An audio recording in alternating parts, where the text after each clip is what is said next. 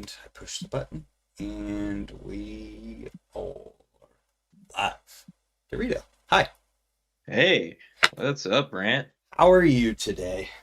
Man, I am doing fantastic. Yeah? Things have been good, man. Been doing the new business with the newsletter and the fund, and it's been great, man. Been really cool. Life's always interesting. As you get older, it's not like things change. It's not like I feel like any different. I still feel like I do when I was 5 years old or, 40. Nothing's really different. Mm-hmm. It's just you start to focus on different things. You start to get excited about stupid things like, oh, you're at a store and you see something that's like a pot or a pan. Like I got this cool iron skillet I'm excited about, right now. That's Things like funny. that change, but nothing else is any different, man. I still have the same drive, still have the same brain, still psychopath. Nothing's different. Just casually slip that in there. Hmm. I feel you on that pan thing because just try to eat as good as I can usually, and so now instead of getting stoked, I'm like, oh, I'm gonna eat some chocolate. I'm like, oh, we have apples. Yes. Yes. Yes, we have apples. I'm on this new thing of kale, man. Like I'm psyched on kale. We went on this trip to North Carolina and we stayed at this beachfront hotel, which was awesome. And they had the food places had like a bunch of like salad places everywhere. And I was like, man, Hmm. this is cool. And then I was like, man, I fucking love kale. Like it was like the weirdest thing I think I've ever said. And like I came home and I started eating kale like every single day. I started intermittent fasting around that time too. Like so I lost some weight. Like I got in a lot better shape. Like I actually feel in the best shape I've ever been in my life right now. Dang, At that's least good. after knee surgeries. Let's just say after knee surgeries. I don't pre 21 22 when I started having knee surgeries was different, but after that age, I feel the best shape I've ever been in my life right now. That's good. I mean, I've seen you twice in the past month riding. Hmm. Yeah, I'm trying to ride again. I play basketball all the time. I work out. We were just at the gym this morning, so I mean, I'm feeling good, man. It's nice to not be. I think the thing that sucks about riding and aging is you start to get in pain and you start to go, maybe this is just me now. Maybe I'm just in pain all the time. And really, it's like, no, like, fuck that. Like, I don't want to be in pain all the time. That's fucking miserable. Hmm. Because I got really used to it to the point where, like, my fucking fiance came home one day and she was like, hey, I want to go to this place and try to do and there's a therapy called RPR. It's reflexive performance reset. So basically, they take your nerves, hold on to like traumas, like Mm, we fall on our hips millions of times as bike riders, yeah. and so then your body starts to curl around those zones. And to heal it, you can let go of that nerve pain and that stress and let go of it. And like I told her, like I was like, I'm not doing it. I don't care. I'm getting surgery. I was about to get surgery on my hip, and I'm like, I'm just gonna have to get surgery. I couldn't walk at that point. I went and did that the first time. I left there. I was walking. By the third time I did it, I was able to ride my bike a little bit again. And it was a really big it was an eye opener for me to kind of be like, hey, like the more I look at pain differently, the better off I am. I also read the book, which if anybody but Dan Sieg, and if Dan Sieg's seeing this or sees this somehow, if anybody but him would have told me to read this book, it's called Healing Back Pain.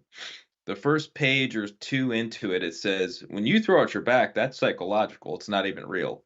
I grabbed the book and I threw it against a wall. I was That's like, this is stupid. But I throw out my back all the time. And oddly enough, that I didn't even read any more of that book at that time, and my back never threw out in that like month I didn't read it. And I didn't notice that because I was dealing with this over and over again. Now all these years later, that's 5 6 years ago, my back hasn't thrown out once. And then you read the rest of the book and it talks about like most of the time your back pain is psychological. So because your back is encased in your spine is encased in nerves, yeah. or your in bone. Nerves are encased in bone. And so your brain tells your body that, hey, don't do this. Hey, you could be in back pain. And then not to mention our society, don't lift like that. You could hurt your back. Don't do this. You could hurt your back. And then you find out as the years move on, like but most of my back pain was psychological. It's real pain. It doesn't not hurt, but it's like over the years now I'm able to go, hey, I'm not in as much pain as I think I'm in. Hey, I'm okay. I'm not really in that much pain. And I remember us going to like an amusement park, and normally like I would just be laid out for the day when my back would be screwed up. It was the first time I ever just sat there and was like, I'm not in any real pain. Yeah. I'm okay. And I was able to talk myself out of it. So shout out to Dan Sieg. Thanks, Dan, for giving me that book. It was a life changer, and like through all those things and working out again. And because first you got to get out of pain to start to figure out how to like get back into shape again, so your body starts moving again and so on. And then you get to the point where, yeah, I can actually ride my bike a little bit again, which is cool. I've always loved the saying, sometimes we have to fall to remind ourselves that we're not made of glass. Yes. Yes. Because it's along the same lines as what you're talking about, where like Mhm. you got this fear of falling in your head because like, oh no, I'm gonna get hurt, and then you hit the ground, and it's like, oh yeah, I guess it's Mhm. not that bad. Yeah, and I tell our kids that, it's something I tell our kids, like it's something where Noah was always, he was kind of timid when he was younger. And then one time I think he broke his wrist. Yeah, it was his wrist. And, that's what I said, at least like now, you're not like made of glass, you're not going to just die every time you fall. And, Right. now he's out in Colorado skiing and doing backflips, front flips, and 720s, 1080s, and all types of stuff. So it's cool to see like a crazy change in someone just by that exact quote right there. That's You know, cool. you know, So because he you, brings that quote up all the time still. cool.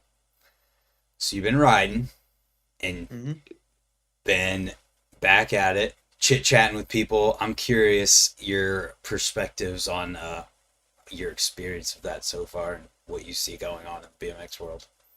Oh, so I did see, we were talking about this a little bit before. I did see the Zach Gerber interview. Zach's a really good friend of mine in Columbus. He's probably my only like really good friend here. I love Zach. He's just good people, and he's Mm-hmm. fucking wild. And I think the one thing that people forget about when you're listening to Zach and you're going, "Oh my God, and I got so annoyed by reading the comments during the live. Like if you go look at the live comments during the live and people are like, God, he seems so angry. God, he's so bitter. Like all this stuff, and it's like, number one, this is someone who lived it. Yeah. Zach is and was one of the best riders in our area for years and years and years. An I innovator, mean, like did things yes, that no one ever did and ever will do, and you can say that in the statement, world. and that statement itself, like, yeah, that sounds cool and everything, and then you look at what he actually did that applies to, and it's like on the gnarliest end of what's even possible. He's not just doing like I do a ice pick saran wrap, and who else in the world's gonna do that? No, Zach Gerber's front flipping roof to roof gaps that people didn't even want to jump. So yeah, it means something to say that.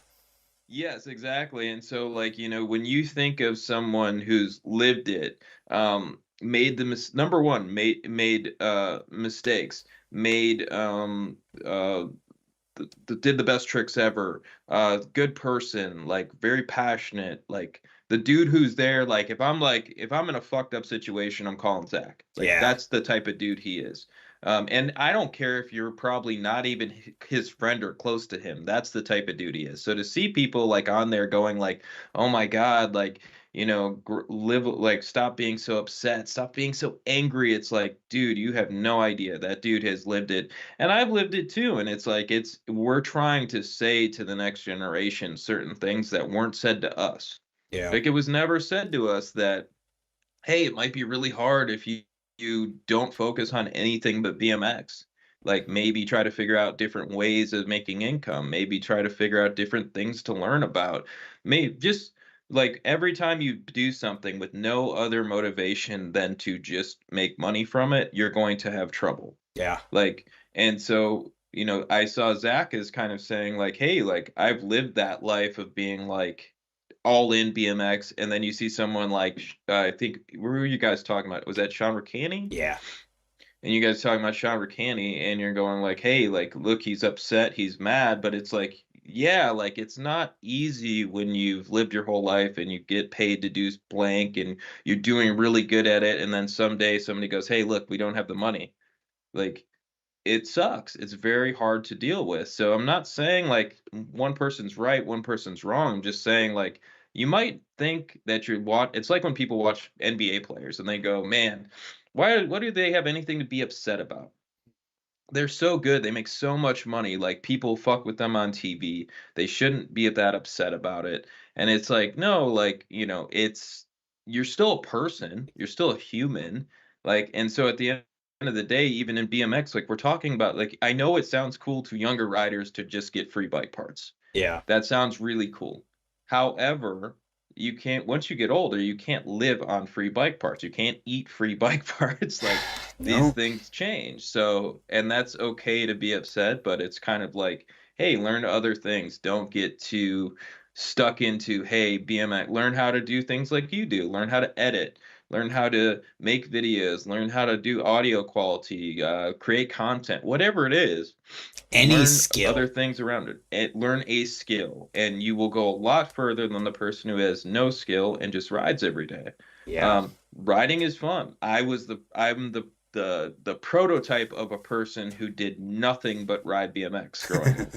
I slept through school like every day. I would ride Changa till 3, 4 in the morning some nights, Changa 1, and then we had to drive home. So like you're talking 45 minutes to get back home. I didn't live close to there, neither did you. So you're driving 45 minutes home, and then you're getting up to go to school. Then you're sleeping through classes because you have to sleep so you can go ride again. I mean, like I literally did nothing but ride. I loved riding that much. But at the end of the day, it's not something that like nobody's ever going to get a contract that's like, hey, you're taking care of yourself and the rest of your family for the rest of your life from this contract you're going to get. It just isn't that way right now. And Yeah. that's okay. Like riding doesn't have to be that. Riding is a beautiful thing. It's fucking amazing. It's a lot of fun, but just understand that like it's not somewhere where Sean Ricani's taking like he can leave now and he's taken care of for the rest of his life. Because I saw some people making that type of comment, like, "Oh, he's been doing it for a long time." It's like he's not sitting there like he wasn't making $5 million a year for the last 20 years. There's very, very few, if any, people in all of BMX history who have been set for the rest of their life from whatever they did. And while we're on this subject too, I want to make sure people know about the podcast that we did previously talking about this exact subject of Mm-hmm. trying to set yourself up financially or whatever it might be for after BMX. So you can reference, if Mm-hmm. you just search my name and your name at the same time, you'll be able to find that and we go super in depth. But absolutely. Yeah.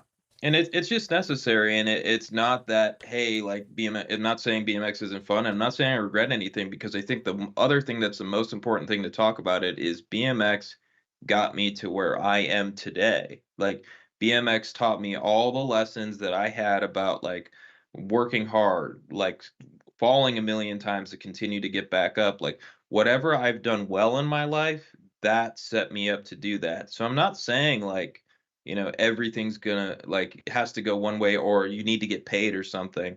It's take the journey for the journey. Like understand that you're on a journey. BMX is a beautiful journey. You're gonna make friends you're gonna have the rest of your life, but understand that there is also life after BMX.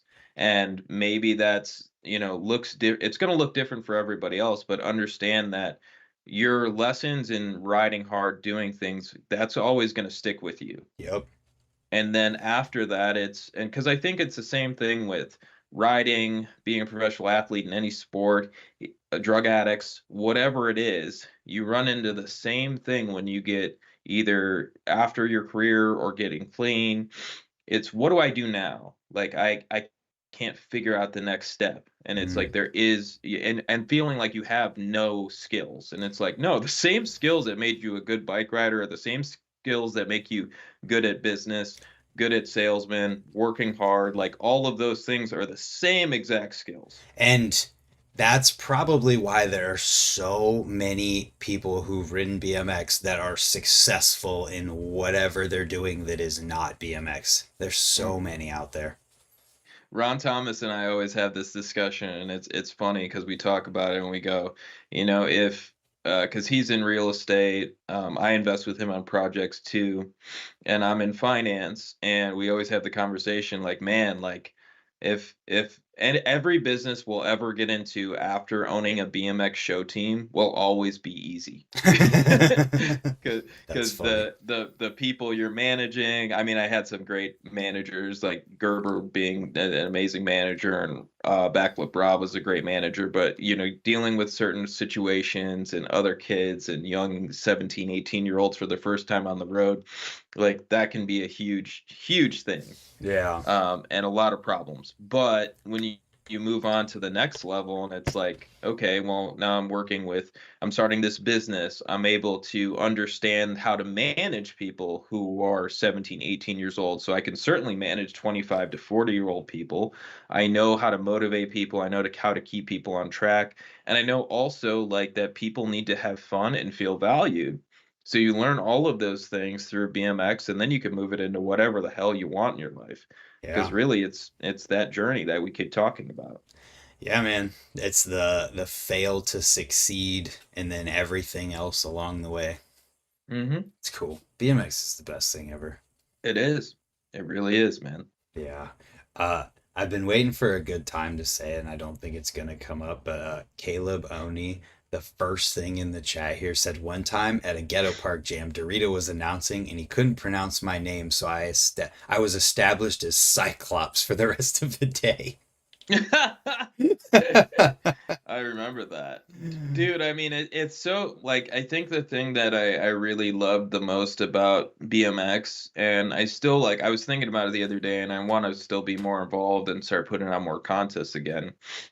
And that part of it, because I think the thing that and you and I have talked about this off mic a couple times, when you have things like I grew up, I there was contest every week Hmm. somewhere at that point. Riding was huge then in the late 90s, early 2000s. And so I'd go to all these contests, I'd do all these fun things. Kerry Sayer in Cleveland put on most of them. Tons of contests every single year, always was running stuff, just a good dude. One of the best dudes I know. And I remember winning one contest, and he looked at me and he was like, you're going to be putting these on one day. And I never, thought about that at that time. And then I did put on a bunch of contests.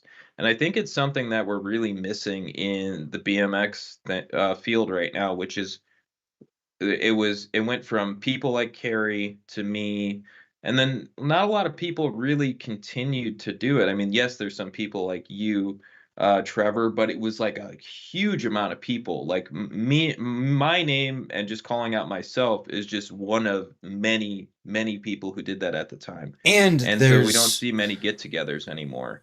there's a ton of jams, but not contests.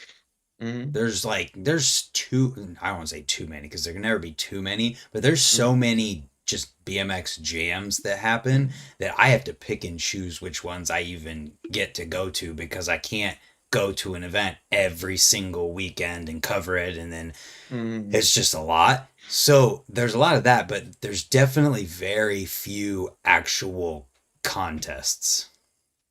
Yeah, and I think you need competition isn't because you want to win. Like that's a thing, and I learned that early on. My first pro contest ever, I was 15. Sean Dorton was still riding at a very high level. Um God, Sean Dorton, that's a name. He's so good. And he came up to me before the contest. I was super nervous. I puked in the bathroom. I'm shaking like crazy. Now I kind of laugh because it wasn't like a huge contest. Well, I guess it was bigger. It was the Burning Bike Jam, I think. It was either the Burning Joy Jam or the one right after it. Two Hip had those contests back in the day. And Sean came up to me and he was like, "Yeah, just do like a line you can do. Do something, do another line that you think you can probably do, and then try to do something that you can't fucking do." And I was like, "Can't fucking do? What do you mean?" And he was like, "Because you get to go home from this contest. It doesn't matter if you win or lose. You want to go home with, hey, I crossed this off my list. Like, and you want that self-satisfaction. And that's what I wrote every single contest for. Like, it wasn't ever like, I want to win or beat anybody. Like, I could care less. Like, because Yeah. riding is really personal. And I think most people know that. Like, you're looking at yourself in the mirror every single day, trying to get better and better at this thing. Like, the only person who's really going to detour you from that is yourself. Yeah. So, being able to get in that contest and be like, I'm gonna just send blank. I mean, contests back in the day were crazy when I really think about it. There was people who'd enter and start the contest like that. Like just Yeah. trying to do something that they could never do before, and send it 50 times and maybe land it within a 10-minute like jam format. I mean, it was wild. And then like think of all the huckers we talked about back in the day. Matt Sparks, Dennis Condusta. Like I always remember Dennis. People would always make fun of me. They'd be like, "Why do you always bring up Dennis Condusta out of all the people?" And I'm like, "Have you ever seen Dennis Condusta ride? He was a bad man. like this dude. Do you remember any of the footage from this dude? I don't even know who that is. Okay, so you have to look it up. I'm sure there's got to be. I don't know if there's much, but like he would pop up in props randomly and he would do like a wall ride like above the moon and at a skate park, like as big of a wall ride as you can get. He landed like an X up ride. He did a truck to X up lander on a step down. Like he would 360 this gap at East Coast Terminal, like, and he would just show up and do the craziest stuff you would ever see in your life. Like he ended a few props videos doing like some of his crazy stuff at ACT. But man, it's just wild. I wonder if I could find I'm some looking stuff it up too. right now just to see if there is anything. I You type it in and you just on YouTube and you just get Dennis Anderson. Yeah, I'm sure. Let's see.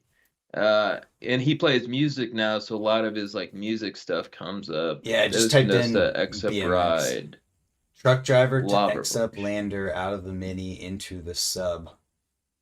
That's a post that's there. Yeah, I mean, you might have to just like dig super far to find this You'd stuff, have but to dig so hard because it's all prop stuff. Like in yeah. props, they didn't put that all online, so like you'd have to dig super And hard. then even then the title of it, like they would have to be very thorough with descriptions on YouTube to even be able to find something in this, 50-minute long video that ends up online somewhere. It's just hard. Yeah. I mean, you think of dudes like that, and like think of that era that was super interesting, which is you even had dudes, and everybody hates this name whenever I bring it up, and also like just so people know, like I didn't, this dude did not like me at all. He was a fucking dick to me. Jeremiah Jones. I don't even Um, know who that is either. Oh my God. Well, that's easy stuff to find. He was one of the best riders in that era, in the early 2000 era, and he never comes up. I never see him in any of those early 2000s posts or anything. He was one of our best riders during that era. Okay. He was doing bar spin, wall slap, bar spin, middle of a run like Quinn Semling. One time we were at a contest and this annoyed the shit out of me. I'm sitting, so this is right about the time I invented that bar spin Abubaca bar spin. Mm-hmm. And I think Patty Gross may have did it about the same time I did it, or possibly before. I can't remember how that went, but I remember learning it. I learned it and did bar spin one way, and then I'd bar out the other way. I wasn't trying to do it that way on purpose. It was just because the way I did Fufanu's to bar spins and Abubakar to bar spins. Mm-hmm. So I could grab my lever, throwing it left, grab the lever, throw it right off the lever. Um, so he shows up at the contest where it's mesh. After mission, Mm-hmm. there was mesh. We're sitting on the mini ramp. And oh no, sorry, this is even crazier. We're not sitting on the mini ramp. I'm sitting on a 4-foot quarter pipe.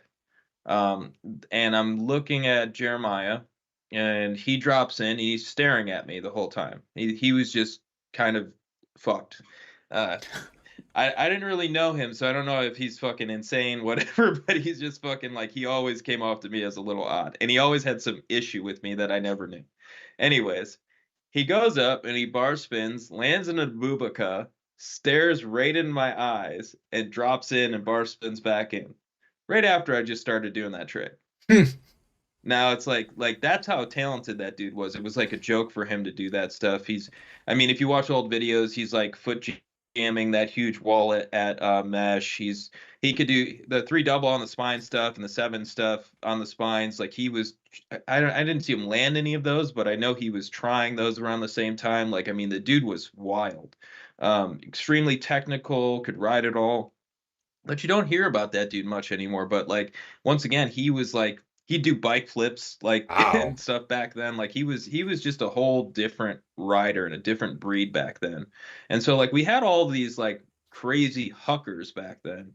And I think that was the thing. Like riding wasn't a like I heard you guys talking in Zach's interview a lot about how people put out videos and it's just crazy trick after crazy trick. Yeah. I see that too, but I also see that people take away the falling out of the videos now.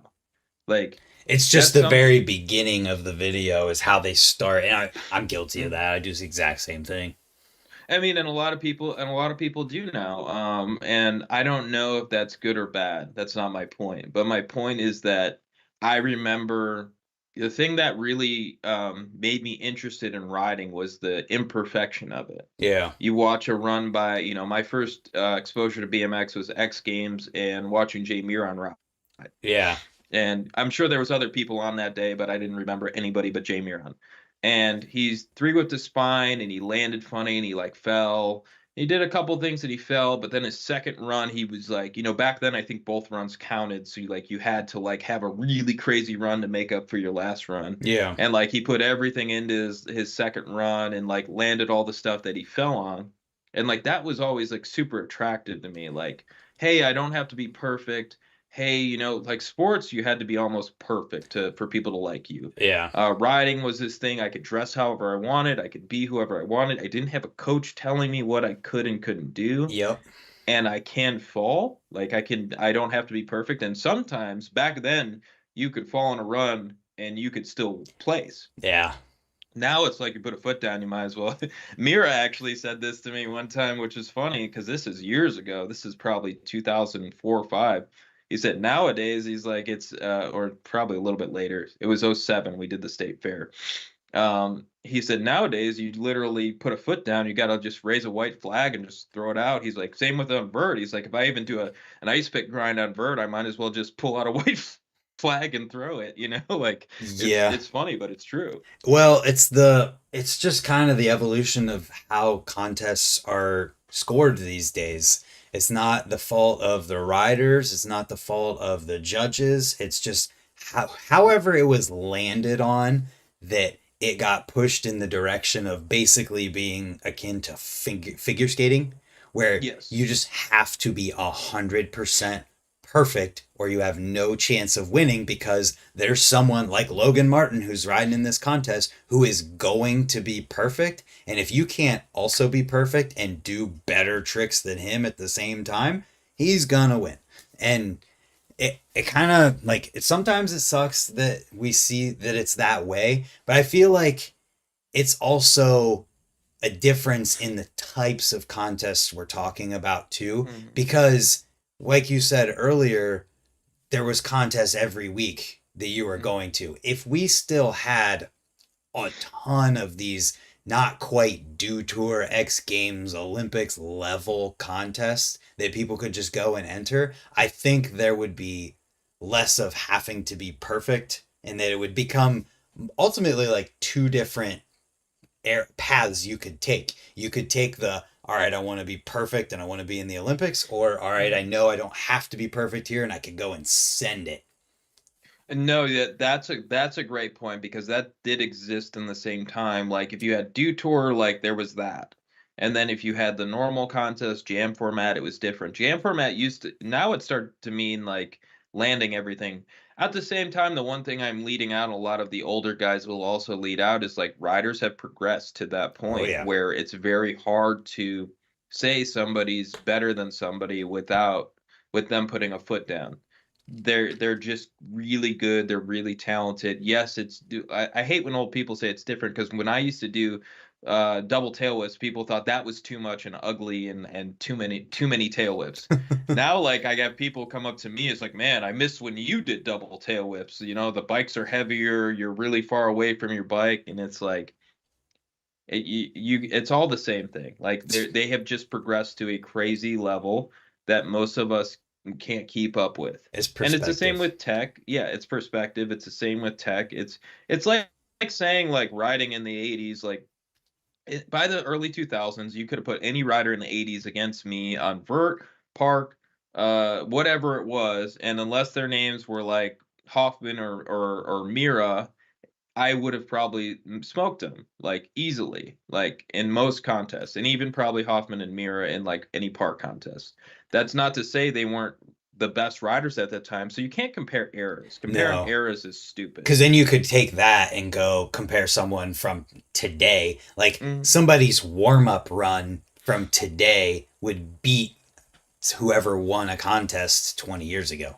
Nick Bruce can three double whip a spine and with his eyes closed in his sleep today. That Yeah. was my hardest trick probably ever done, on a spine years Yep. ago.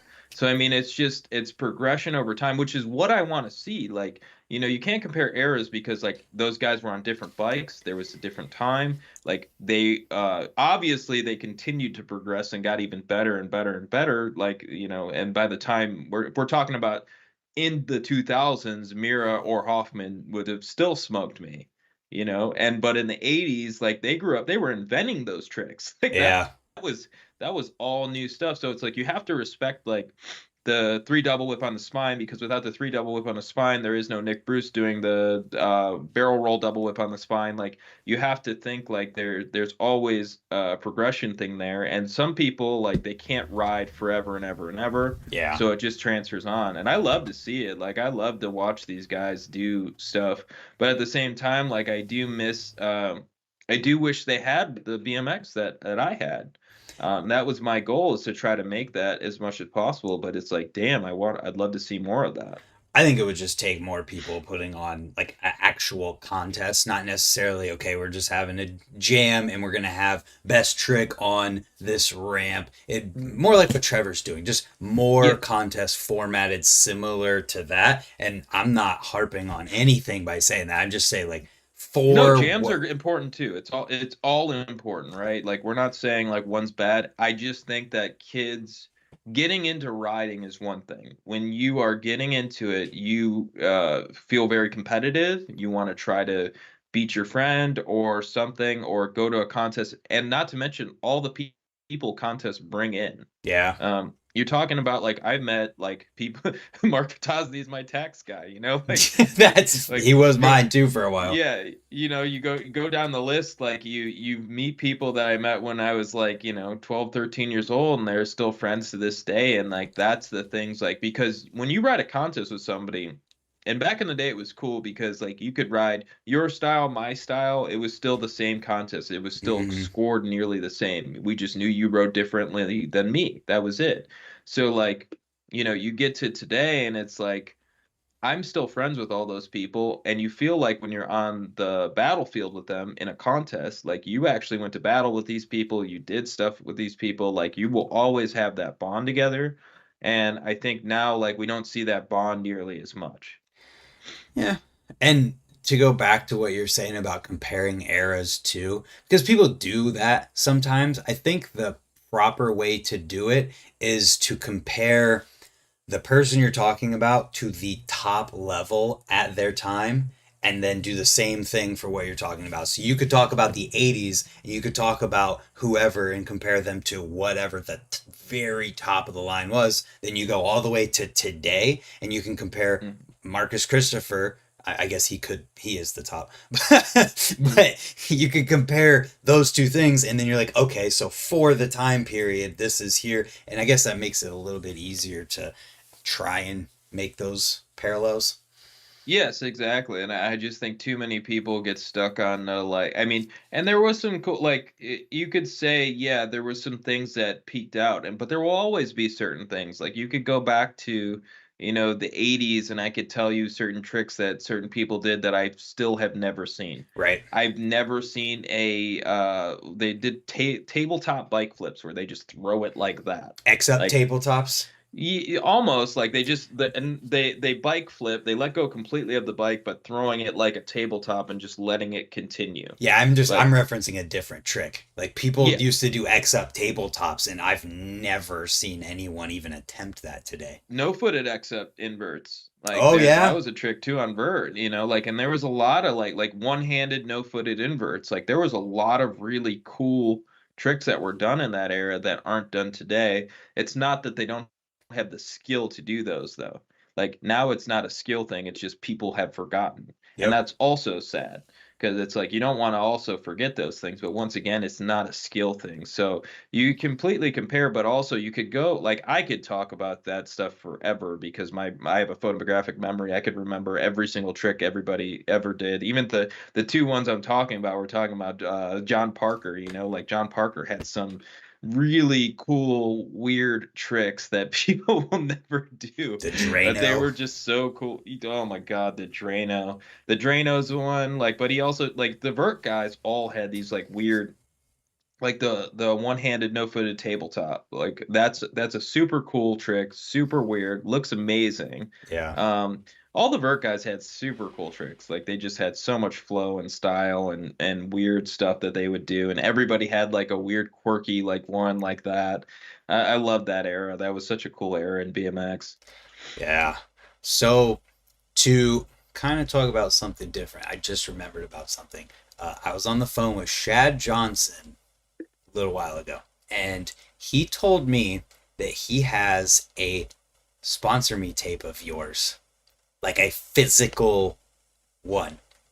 He doesn't know how he got it, but he Hmm. has it, and he said he can rip it and make a digital file and send you the actual physical thing and a Oh, I would digital love copy of that. that. Yeah. But I also am confused because I never made the only thing, and I never had anything against those, but I never made a sponsor me tape. I don't know. He just I said he has a tape of yours. I did have the only time I ever had anything like that was Sparks wanted to get me on Odyssey and asked me for footage, and I sent him some stuff. So whatever he has though, I would love to see it. Yeah, I told him, I'm like, dude, he's gonna be so pumped. I would be so happy to see it. I don't know how it came up, but I would love to see that. And not to mention, I Shad also, I may have sent something to Solid years ago I because think that Afro was what Pat it did the was. same thing. Yeah, Afro Pat did the same thing where he was like, "Hey man, like I got this dude from Solid that I know, Aaron Huff." And he was like, "You should make a tape and give it to me, and I'll give it to Aaron." And I think he did. That might be what it's from because Shad's from that area. That would make perfect sense. And I think he may have referenced Solid whenever he was talking about it. God, that was a hell of a brand. Like I loved Solid, man. They were just good people. And what's funny is so when I was in active addiction, this is, 13 years ago now. When I came back and I wanted to ride again. Mm-hmm. More than anything in the world. Like I just wanted to ride again. I wanted to compete again. I wanted to be good again. But I had so much trouble at the beginning. The one thing that was the hardest thing, like, I mean, I was a heroin addict, and like people like to like, oh, well, because today I don't look, like I guess people who look like they used to do heroin look different. But once again, it's like you just don't know. Like not everybody shares their story. I share mine Yeah. to hopefully be open and help somebody else. But as a heroin addict, like you get off of all of these drugs and you try to ride BMX again, and your equilibrium is thrown off completely. I couldn't Peg grinds were hard. I remember Damien Racket used to go with me, and we'd go to this little skate park in my town. And by this point, like I was already like this is after three double whips and all that stuff. So I'm as talented as I ever was right before that. And I couldn't feeble grind a ledge that was this high. Like I couldn't feeble grind a ledge that high. And like I would get so upset and so bent out of shape, and and he was like, "Oh, you're fine, man. You're good." Like, because he knew like he'd seen me in active addiction. He wanted me out of it. Like he was also, and he was around, and so we would just ride and try to do one small thing each day. Yeah.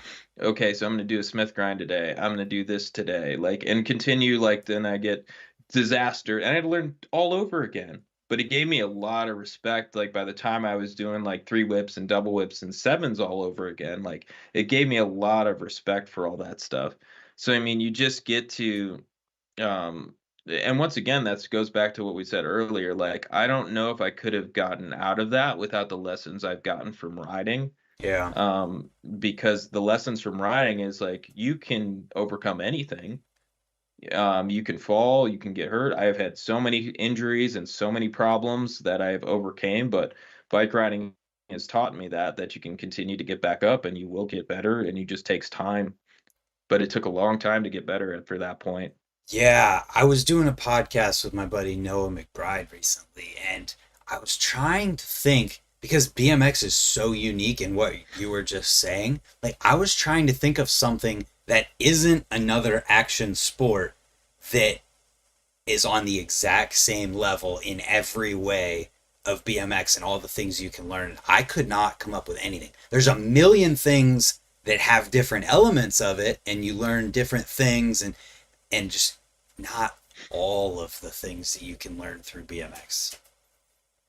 I would say basketball. I could say that only because I did both and I can see parallels with the two.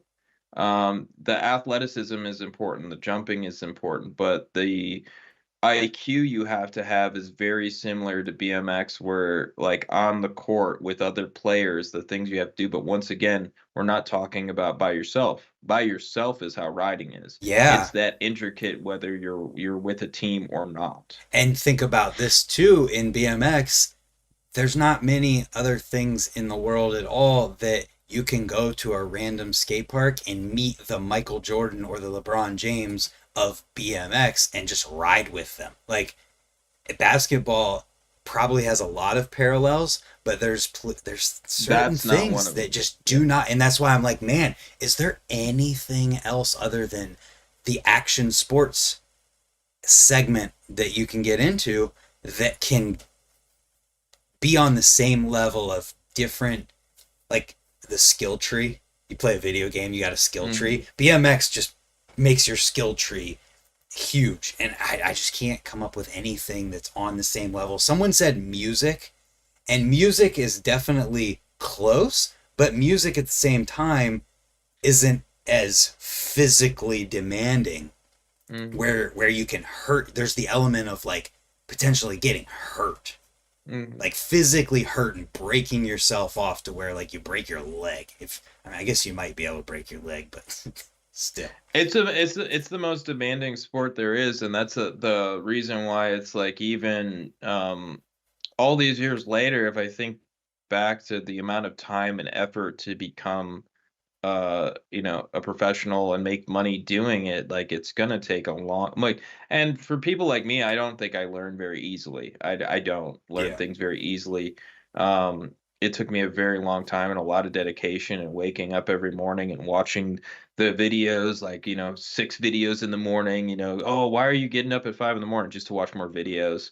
Go to school, come home, watch a video, get more excited, go out and ride for 4 or 5 hours, come back home, watch a video, go to bed. Like that's the real lifestyle to get that good at things. I don't see that obsession anymore. Where like people don't know a lot. Like if you could name riders from the 80s, and I could tell you most of them. I'm sure there's somebody I'll miss, but I could say most of them. Nowadays, it's like people don't go back far enough and learn the riders from even the 90s. Like if I brought up a bunch of riders from the 90s or early 2000s, it's a lot of it's forgotten.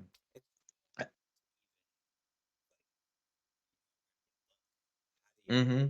Hard to even access those things. Yeah, you're right because the difference was back then is that we had props, and props came out every month, but props went into like it looks like I don't know because I'm not as involved as I used to be, but it almost looks like props all went into a lockbox. Like you can't get them unless you spend money now. And That's it's like all definitely the a other thing. old, yep, and all the other old videos, like they're all online, they're all free, like you can access all of them because at the end of the day, like did we ride back then to be on props and have props continue to hopefully make a couple dollars off it, which I don't mind? Yeah. Or did we ride for legacy? Like, or did we ride to progress the sport? Or did we ride because we wanted to inspire the next generation? Like, that's why I rode. So I don't understand this, like, hey, everything's in a lockbox right now, forever and ever and ever shit. I think Like, that's bullshit. I think it could be really cool if whoever is still running the props stuff, if it's God, why can't I remember his name right now? Rye. Chris Rye, yeah. If it's Chris Rye, whatever, if maybe he like uploaded it to a YouTube channel and made all of the videos members only, like turn the props YouTube channel on, put everything that ever existed on there, make it members only so that if you want to watch something, like, yeah, it's still behind the lockbox, but you don't have to buy the whole entire set, or like put it on a website, put it behind you A pay paywall. you pay Yeah. $5, you pay $10, you pay whatever, even if it's the same price as the whole entire thing, just Mm. so that you don't have to have the physical DVD. And yeah, that's cool and people enjoy that. But like, it would also be cool if you could just go to props.com, log your stuff in, and go, oh, this is the one I wanted to watch. Click on it. Boom, there it is. Yeah, because that was the point. Like, that was the point of me owning all these fucking videos. Like, I mean, I owned millions of videos, and the whole point is like to just be able to go through and be like, oh, this was fun. Oh, I want to see this part. Oh, I want to watch this. Like, that's why I own. I mean, I still do this. I have boxes and boxes of these VHS tapes to this day, Yeah. and I still just have them because like as especially now, like they're events that happened in my life that were significant. Yeah. And so now it's like I get to go back and look at them. But if everything's behind a paywall, I think the most important thing for riders in our generation to do is unlock all that shit and be like, here you go. Like, that's the most important thing I think we can do as we get older, because that's the point. Like, I didn't ride to just make myself good. Like, yeah, like, yes, I did. And it was very personal. And, people don't want to get hurt that much and go through that much to ride if it's not for you. Yeah. But at the same time, like, I want the next generation to get everything they can out of it, whether Absolutely. it's free videos, contests, whatever I can. So like that needs to change, because yes, props made money on it and they did a good job with it and they deserve to continue to make something on it. But unlocking it the way you brought up is a way that they could still make a couple bucks while also giving that to the next generation. Yeah. Because right now, the way it is, it's not looking good. Well, it's just the people who, one, know about it, and two, put the effort forth to buy it. And even just having on the props YouTube channel, if they decide to make it public, but monetize all of it, if they could, the music would be the hard part, I guess, the Mhm. copyright. So maybe it would make sense to have it on a website But I and you think could they do went that. through most of that, like I think by the Oh, it would time, cleared. because Yeah. because remember there was that period early on, sure, but the periods later, like probably I want to say 94 and on, we all talked about it, props rock, Yeah, that's because true. those songs were all, from people they either knew. Recover was a band that was in BMX for a long time, like things like that were all popping up like crazy. So I think it would be just fine. Like your idea works the way it is, I think. Hmm. So you should write them. Don't say you and I talk. Chris Rise always had some fucking problem with me. I don't Chris, know. do it. Somebody's gonna send in this. Just do it. Uh, I made a your mama joke and Road Fools when I was like 17, or what? Not Road Fools. Make It Tour when I was like really oh, young. so you So screwed yourself over by one thing that you said when you were 17, and that's how yeah. BMX works these days. If you say one thing wrong to the wrong person, guess what, pal? You're out. Well, yeah, I mean it's true. It's true, man. And that's the thing that like I've always hated about it, which I've never understood, is that like BMX was always this place where people were allowed to be open and whatever. Like nobody gave a shit about anything anybody ever did.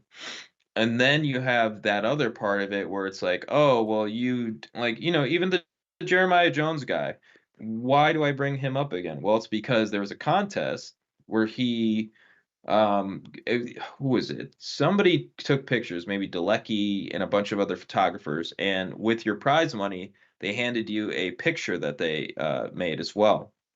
I don't know if he was mad about placing. I don't know if he's just. I honestly don't think he was even mad about placing. I just think he's just fucking didn't care.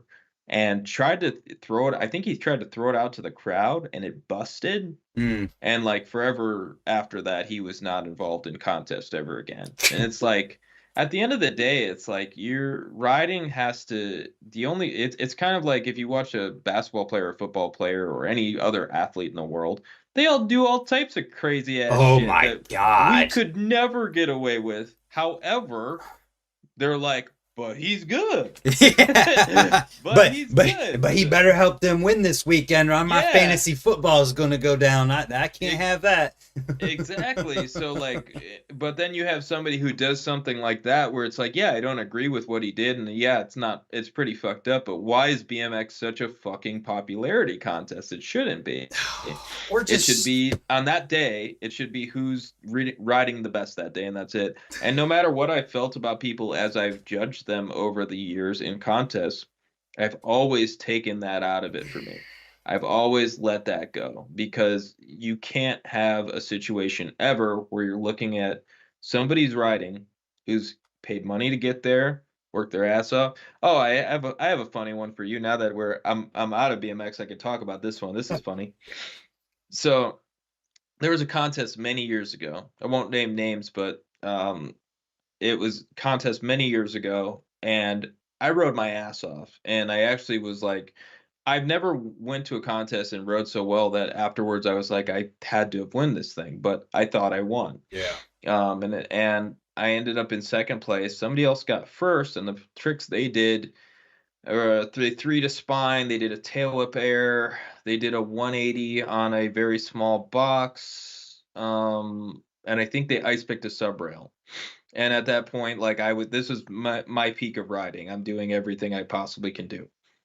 Anyways, after the contest, I stuck to the judges, and I was like, he brought it up, and he was like, "Man, like you should have won." And I was like, "Well, weird that you said that, but I'll ask." I said, "So what could I have done differently?" And he was like, "Well, there was a good story behind the dude who got first place. Look, he drove down here with his family. He had a big smile on his face. You don't really smile when you ride. Like, he's like, so like, he had a really good story behind it." And I was like, "Wait a minute, that's like, what about the riding?" Like, and he was like, "Well, yeah, you rode better than him, but once again, like, you didn't have the story behind it." So that's the things that I've always like really despised about it over time, which is like, why is that a thing in BMX and not anywhere else? Like there's nowhere else in the world. Fucking Tanya Harding could take out Nancy Kerrigan, and if Tanya Harding was still skating better than Nancy Kerrigan, nobody would have cared. Like it's just the way it is. But now in BMX, it's always been that. And I think it hurts the sport. I think it's not that I care that much. I just think it hurts the sport because then people who are really good, really talented, could be the dudes to put on the next contest or start the next company or something. They start to get jaded and they go, why do I want to be involved in this? Think I don't necessarily think that it doesn't happen anywhere else. I just think it's in a different form in that the guy who is perfectly qualified for the job doesn't get the job over the person hiring's friend. Mm. Those types of situations like this favoritism and being biased definitely exists Oh, everywhere else. It's exists just everywhere, but not that. But I guess it exists everywhere, and you're absolutely right. Because the thing that people need to know who are watching this is you want to go far in your life, learn how to be charismatic, learn how to be nice to people, learn people's names, like little things like that will help you. yeah. Because that stuff happens in the workplace all the time. But in athletics, where you're supposed to be judged on your talent, that's where it doesn't belong. Now, not saying like if there's someone who's a real piece of shit, fine. Like There's a like line for yeah, everything. of course, yeah. If there's someone doing really shitty things, fine, go for it. But once again, it's like you see people like even someone like Gerber, like he's more than qualified. He's a very smart guy. He could help a company. To this day, the dude could help a company, but Oh because yeah. he's said things that people dislike, it makes him on the outside of BMX. You know, he's on the outside now. And once again, it's like then you also have the situation of like what happens to the thing that I think also what we could talk about a little bit is the people. Duncan Gore would always say term limits in BMX. He'd be like, BMX needs term limits, and he'd be Yeah. like, he's like, I'm old. He's like, I'm not out there trying to like get paid or take somebody's spot at this point. At this point, like, I know I'm not better than blank, dude. So why am I in trying to take his money? You know, at this point, and it's true. It's like at a certain point, you're like, why are some of these people still in it to that level? And we've never moved on from them. Like we're just not going to. And as cool as it is, I think it like some like not saying like some of them in their 40s are amazing and much better than everybody still, but the people who are not, like it's like go run the company, go start a company, go do something. And some of these new kids that are coming up, like they could be the ones to really take BMX to the next level. They're charismatic, they're nice, like find somebody like you can't have a new Dave Mira without trying to find a new Dave Mira. Yeah. And BMX always talks like you were talking about with superheroes, like not saying like a new Dave Mira would be great because it brought people into riding. And like some people started riding from Mira and were like, I've got the Haro Mira 540 Air, whatever crap. There was 50 of them at that point, Yeah. and they would move on to riding street. You know, and like all of these things would happen just from people coming into the sport. So like we need more people like that to be picked up and given that opportunity and chance, you know, like somebody like Jamie Thayer, you know, like he can ride just about everything. He's a good kid, nice dude, you know, like you have all of these people that I've known over the years that I'm like, man, they could be the person to be on TV, charismatic, good at riding, kids could look up to him, you know, but at the same time, like we don't really give them a chance because we're like, hey, there's this dude over here who's been doing this for like 40 years and we're just going to keep that going. So Well, Duncan would always say term limits. it's the exact same thing as the conversation of when people get to a point where people are like, well, the money's not there, man, we can't help you out anymore. It's the same thing that those people feel, except these 40-year-old people you're talking about are still in their jobs because they're like, well, what else am I going to do? If I leave, like I can stay here, no problem, and that's my life, that's comfortable, that's normal. If I were to like the thought to leave and let someone else come in, it probably just doesn't exist because it's like, well, this is my job, this is what I do. Mm-hmm. And everything you were saying about Gerber is in the how BMX is so quick to outcast people and all that stuff is exactly why I have him on here to talk Mm-hmm. because he's got really great points of view. He's got Yes. really good opinions and he's such a smart person. Yes. He's just shit at communicating it sometimes. Yep.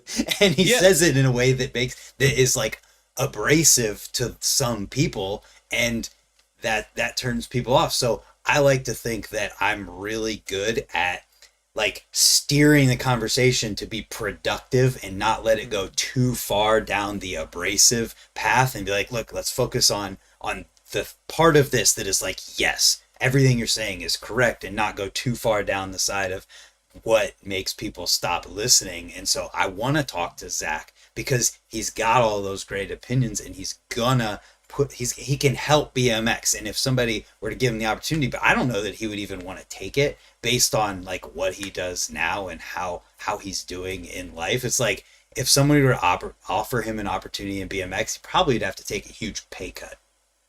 Yeah, I mean, and at this point, all of us would, but that also tells you back to our earlier discussion, which is like there is a life after it. You Yep. know, there is something different that can change. But back to Zach, like it's like in general, you have to you have to take the good with the bad with people, Yep. you know, and also understand that like we don't know what some every people might take it abrasive, but that's weird that in the BMX community there's people who would take Zach as abrasive. Like I grew up with like Lou Bickle trying to fucking bang my girlfriend at the time and like not understanding that it was and the dude watching the dude eat light bulbs and beat the crap out of people at Slayer shows and me having to walk up to him and be like Lou, just flex as much as I can. Lou, that's my girlfriend. Could you not do that, man? That's kind of fucked up. And I'm like, please, for the love of God, do not let this man hit me. And he looked it down it like he's huge. He looks down at me like I'm the smallest, pussiest person he's ever met in his life. And he goes, Dorito, I'm sorry, and gives me a hug. I didn't know that was your girlfriend. I'm so sorry, man. Like, I'm really sorry. And like it's like, but that's the type of people we grew up with. And it's like, so people like Zach and I, like, yes, I've learned obviously in finance, I can't go around communicating the same way I normally would. Like, Well, I but don't know what you mean. yeah, I try my best to learn those things, but at the same time, it's like that's the way we grew up. So it's like, and also those things when people are that way, when people are that abrasive, those are the things that might stick with you. When Yeah, you have somebody just telling you like, "Hey, like you could do this differently," that doesn't sound great. But if it's like change your fucking life, like you might remember that. Like, yeah, so it's like someone like Zach, even though people, some of them might do that, it's going to be memorable. You're going to bring people in. People will watch it no matter yeah, what because he does have a lot to say. And it's just some of his ideas of like how to market BMX that he had in the video with you. Like, people haven't seen that, go back and watch that. Go use that for your companies. Like yeah, shit. Like right. there was some spot on amazing ideas that man had laid out for people. Yeah, And if some companies use that, they're going to go a lot further. I yep. just love that you do have a good platform for certain things that are available in BMX, and you do give a voice to people who don't usually have it, and that's one thing that's incredibly important about what you do. And it's like all of the things that like dudes like Zach and I have lived through, like that's the lesson. I can give you lessons in actually living it. I can Hmm. tell you about living it, what I did after, what I did wrong. Like being an addict, like all of these things, like they affect more people than you know. And also, like, it was just funny. I was just talking about this morning. I'm having these conversations with, very high level people in finance. We're talking, 100 million funds and so on. I can't tell you how many conversations where people have been like, yeah, I know that you were an addict. Like, yeah, I was an addict too, like you'd be surprised on how many people are out there in that field. So it's like things that you've lived through, like don't be afraid to wear those on your sleeves. And then also you have things like things that you want to turn off because you're like, I hate what this person's saying. Try to listen to it sometimes. Oh yeah, yeah, Because if you can absolutely. really tune out, like it doesn't matter if you hate them or what they're saying, tune out what you hate, tune out what they're saying, and just get into the real stuff. Like try to figure out what you can grab out of that conversation. Because Yeah. Zach said a lot of really good ideas on there. Yeah, and to pull everything you just said together using the Lou Bickle girlfriend story as an example, it just goes to show that like no matter how abrasive, how I don't want to say crazy because there are certain people you can't reason with crazy sometimes. Mm-hmm. But there people like Lou in that situation, there was a way that you could approach it and talk to him, and then it ends with him giving you a hug and apologizing. And that just goes to show that if there's a situation, somebody saying something, doing something, whatever, there's ways that you can approach things rather than just like outcasting somebody or whatever. You could be like, hey, look, like we can talk about this and Mm-hmm. figure it out. Yes. And that's the thing I think would be important if BMX, if it was ever done all over again, there was a time where you could literally go back to, the 2000s and say, what should we have done differently?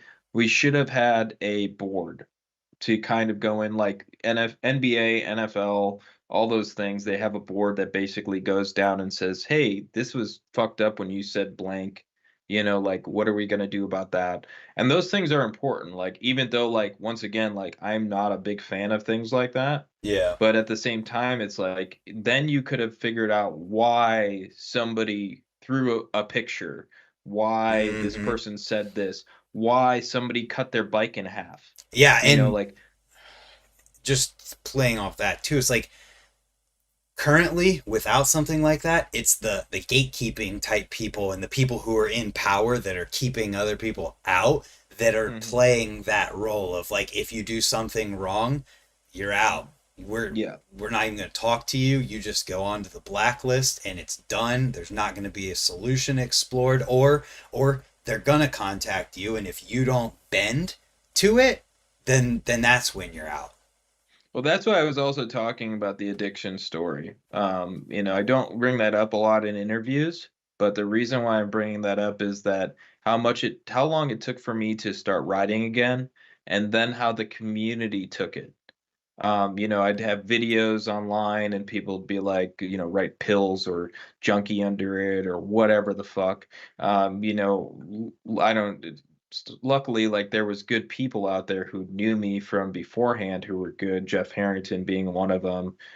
Even the come up really was nice to me. Like things like that at that time that really like helped me get through it. But it was really hard when like you work so hard to come back through something and somebody's sitting there going like, you're not good enough. Like you've done Dude, something wrong. Like you can't live in that either. But once again, it's like I continued to work through it because that's the thing. Like whatever it is, just like you said, there's a conversation to be had, and I would run into the right people at certain points, and I'd have the right conversations, and people would see that, hey, he actually is doing well. He actually like we have all these parties, and the dude doesn't drink, and the dude doesn't go out, and I did start doing shows again. I did start being allowed to do things. So there was conversations that were had after all that time that really helped.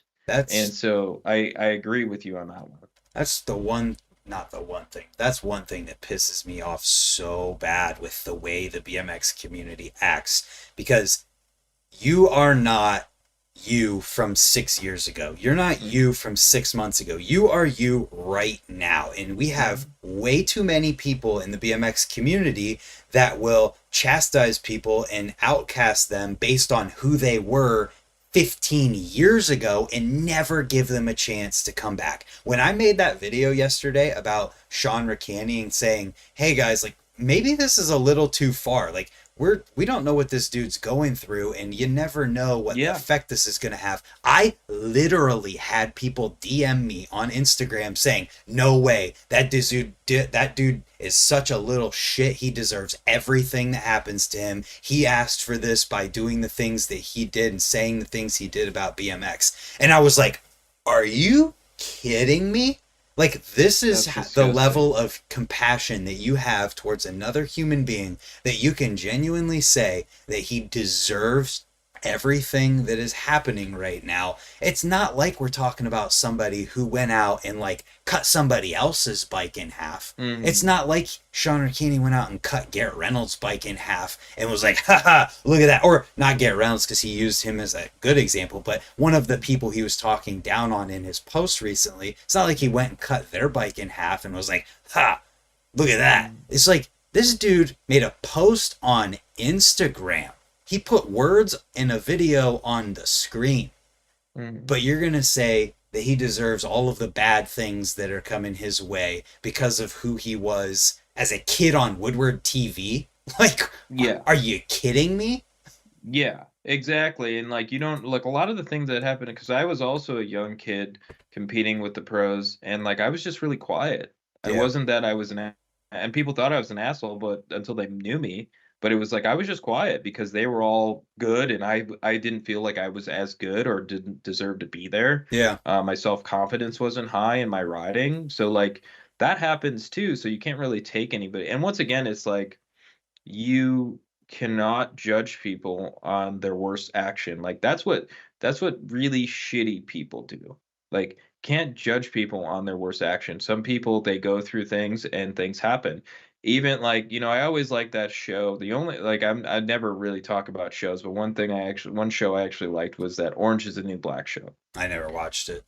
It's pretty cool. It's like a female prison show. My girl was watching it, and so I started watching it. It was pretty cool. But the one thing that I really liked about it was it continued to point at like people in jail and their story before jail Yeah. and how these were like good people that got in a stupid situation. And me, my story, and like I have a lot of things happen, like my adoption, my family dying, like a lot of things happen in my life to ed me up to where I was. Mm-hmm. And the same with like then going to jail, the people I met, you would be blown away. Like number one, most people in jail are people who have like driving under suspension things. Like that's a lot of people in jail. Number two, like you would be so like here's a great story.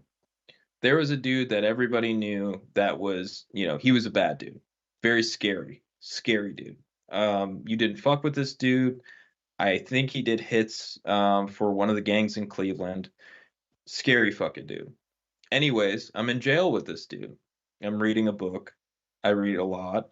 I'm sitting there and he's coming to talk to me. And I'm like, this is fucking weird. And he's like trying to talk to me about random stuff and, you know, what he wants to do afterwards and all this stuff. And I go, hey, man, I just kind of got to ask you, like, what do why are you here? And I guess so what he said was, when I found out my girl was pregnant, I gave everything up. I went straight to court and I said, I want to cut a deal. He had a bunch of warrants. He had 20 years hanging over his head. He said, I want to see my kid at some point. He's like, I need to figure all this out and get my life together.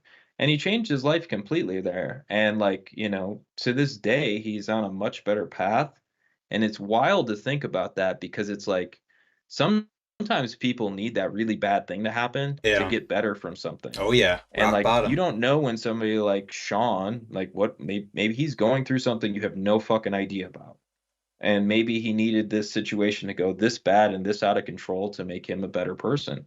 But also, the more we do that to BMX riders, it would have been much easier for me at that point to be like, fuck this. I'm never putting on contests. I'm never starting a show team. I'm never riding anymore Yep. and just go on to my next thing. Yep.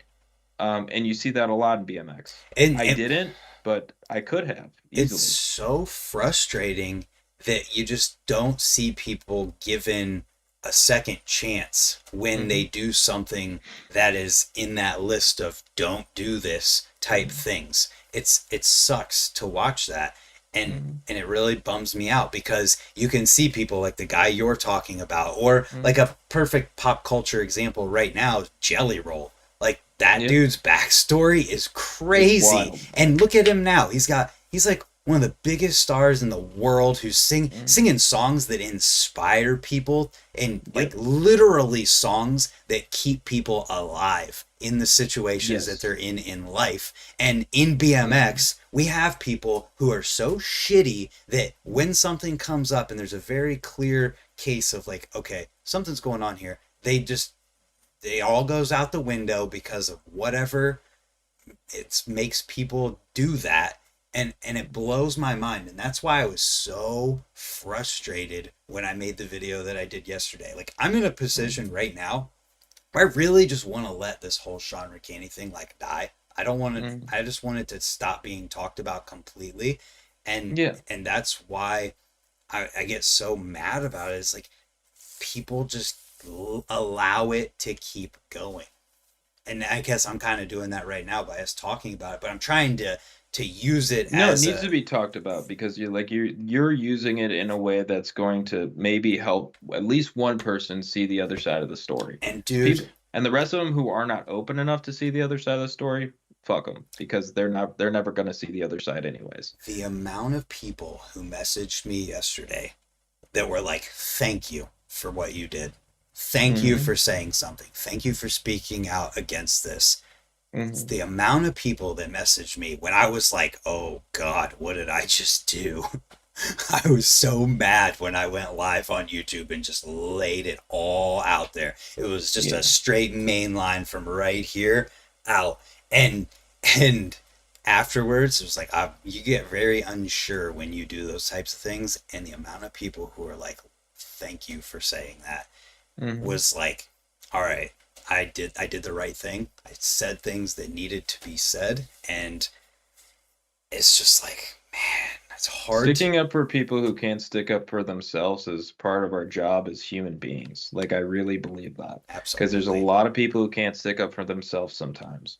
And Yes. he's in that situation. I mean, here's a great one. Like, I won't name names, but there's two of the best riders that ever came out of Cleveland. One got sponsored, went down south, big riding town down there.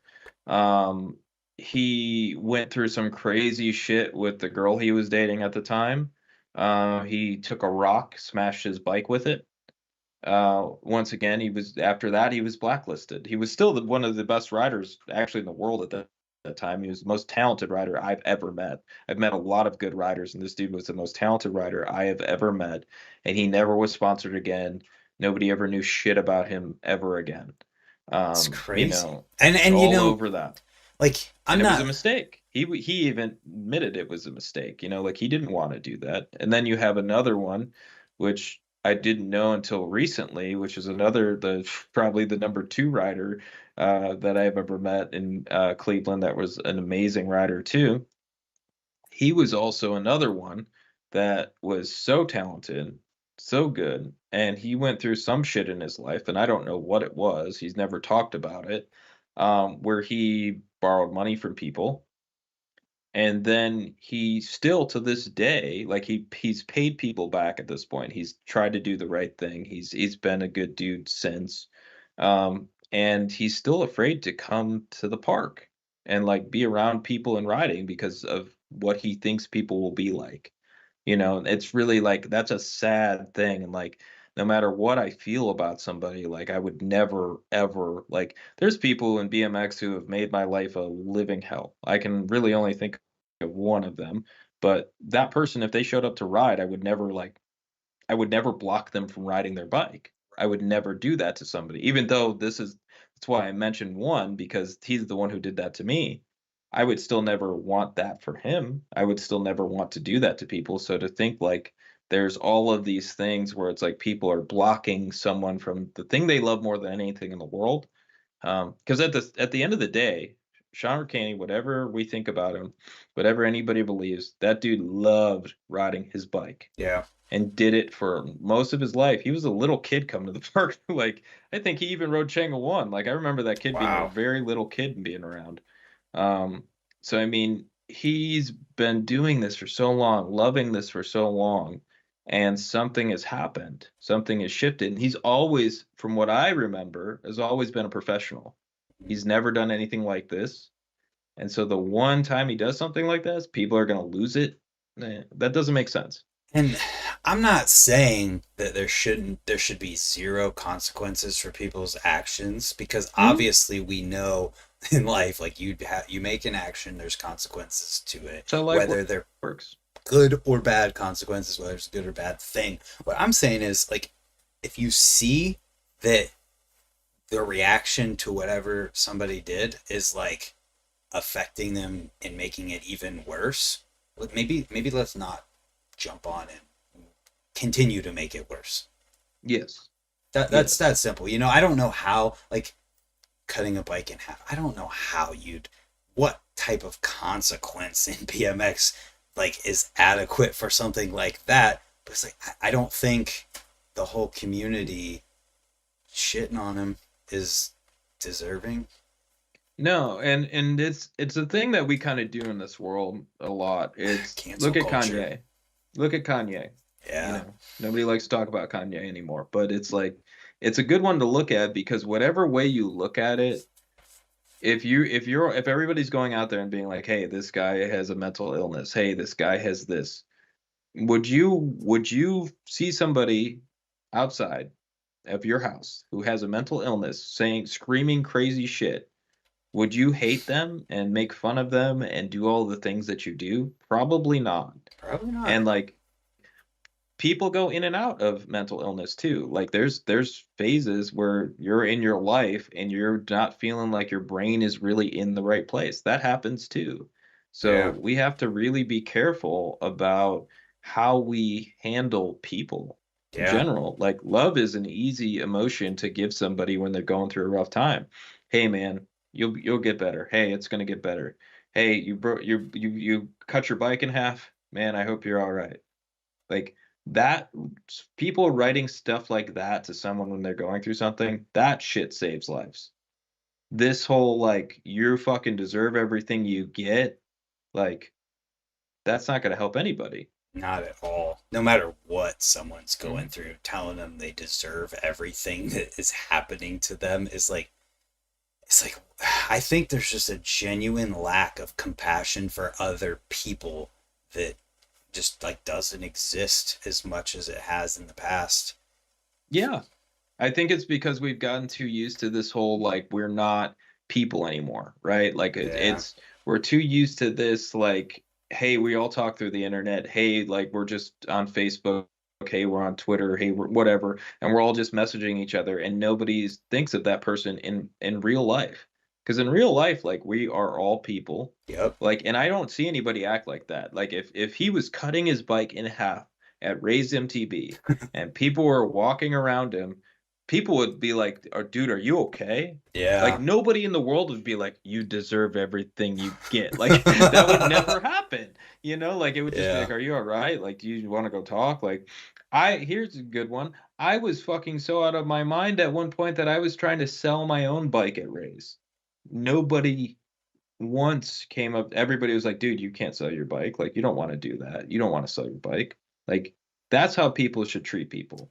Or Like, buy it from you and not, and then give it, like, keep it until you're it, better, and then I had somebody do that with my one of my iPads or not iPads iPods back then. God, there's so many too far in I's the these days. future. Yeah, yeah. An iPod. I had an iPod that I sold for nothing, and like a friend of mine, Damon Sampy, ended up sending it back to me years later. So I mean, it's like that's the nice thing that like people can do when people are in rough times, because it's like that's the people we're all going to go through it. And the biggest thing I think of is like, what about when you go through something? Yeah. What about when your ass who said that you deserve everything has something happen to them, and then you do something out of character? What is it going to look like for you then? Don't Wouldn't you want somebody to be looking out for you? And most people would say, "That would never be me." And it's like you have no idea. Yeah. If you feel like that, you're too young and you don't understand what life might throw at you at some point. You just never know what's going to come up, and that's absolutely right. And I think you had a good thing there talking about people in person acting Mhm. way different than they do on the internet, and I think that's because the character that you have and that you put out there when you're in front of others is way different than what is there when no one else is around. And I firmly believe this is funny because I've held this saying since eighth grade algebra because it was on the wall, but it was on a poster and it said, "Character is who you are when no one else is looking." And that's a damn truth. That's a damn truth. Because that's the thing when you're sitting there in this culture now, it's important to um, be online and show everybody what you're doing and all this stuff all the time. And it's like I don't like the things people don't see. I go to a rehab every Friday and talk. Like I fucking go if there's a fucking homeless person and I have money or food or something, like I do it. I don't care what they spend it on. Don't give me that shit. It doesn't matter to me. Yeah. Like those things are important, and they're like nobody's going to see what I say there. Nobody's going to see any of those things, and I do them once a week. But once again, it's this is what you should be doing, and I don't do these things just because out of the kindness of my heart. I also do these things because it helps me to stay on the path I'm on. Yeah. Like so, everything works both ways, but you also want to pay it forward if you've been through something to help the next person. So that's why you're paying it forward by saying what you're saying. Yeah, man. Like, It was mm, I made a video recently uh that was filmed in August where my buddy, he bought one of those kink completes that was being sold by Menards for $100. He bought mm, 5 of them. He sold 3 of them, kept one, and then kept another one with the intent of giving it away. And we filmed the process of giving it away, and it took me months to edit it because I'm just wrestling with like this you shouldn't give a bike away and then put it out there for everyone to see, because it's no different than people who are out there giving homeless people thousands of dollars just because it gets clicks on Facebook. and yep. and ultimately I landed on this position, and we did it from the start this way of like making sure that in that video we were talking about how the reason we're doing this is not for the views it's going to get. It's because the reason we did it in the first place is that my buddy saw Spencer Forsman give a bike away, and he was inspired by that, and we wanted to put that out there into the world and hopefully get more people to do that. Hmm. And it's just trying to lead by example. That's kind of it. That's the best thing you can do. And like, I love that there's people. I'm watching the chat, and I love that there's people like talking about like this is a good conversation to have because of where we're at. And I Mm-hmm. think it's also important, like I'm seeing Jay Parrish talking about it, and these things are important because, oh, also the Albert Street shout out to BMX Pete. But it's important to constantly be that voice in the world, like, and be the person you want to see in the world. Yep. Like, I think that was a Gandhi quote, but Be the I'm change you want to paraphrasing. see in the Be world. the change you want to see in the world. Exactly. And it's like, the more you can do things like that, the better off you're going to be. And if you continue to go down a path of like, one, when you're making fun of other people, you're really talking about yourself. Like, that's the truth. Like, you feel insecure, you feel better by making fun of other people. Mm-hmm. Like, the more you can just sit and focus on yourself and like what you're going to do, how are you going to make the world a better place? Don't tell me you're going to change the world and fix climate change and huge things like those things aren't, you're not, you can't affect that. But what can you affect? Yeah. Well, you could write Sean McCanny and say I'm sorry or take your comment down. Like, that's little things you can do. You can just be nice to the person you see. If you're a kid, you could just say, "Hey, mom, you look nice today." Like, shit like that is changing the world, but it starts by doing little things like that. Dude, if you still live at home and your parents are around, if you go up to your mom and just say thank you for everything, Mhm. you have no idea what You've that'll made do. her fucking day. Yeah. Or I understand why you said blank 20 years ago, like things like that, you've made their day. Yeah. And so, like, and once again, it's like that these are the people closest to us, and by affecting the people closest to us, then we affect more people around us, and that keeps going. So I love that um part of the conversation, because I think that's been one of my biggest missions in life, because I felt very ignorant when I was younger because I didn't understand all the other things. I Mm-hmm. would have thought things like addiction and things like that were just this thing that bad people did or got into. Not exactly bad people. I didn't think it was bad people, but I just thought it was a control thing, Yeah. And like, as I get older, I realize it's not that. And then people go through a lot of things, and all of these things I don't.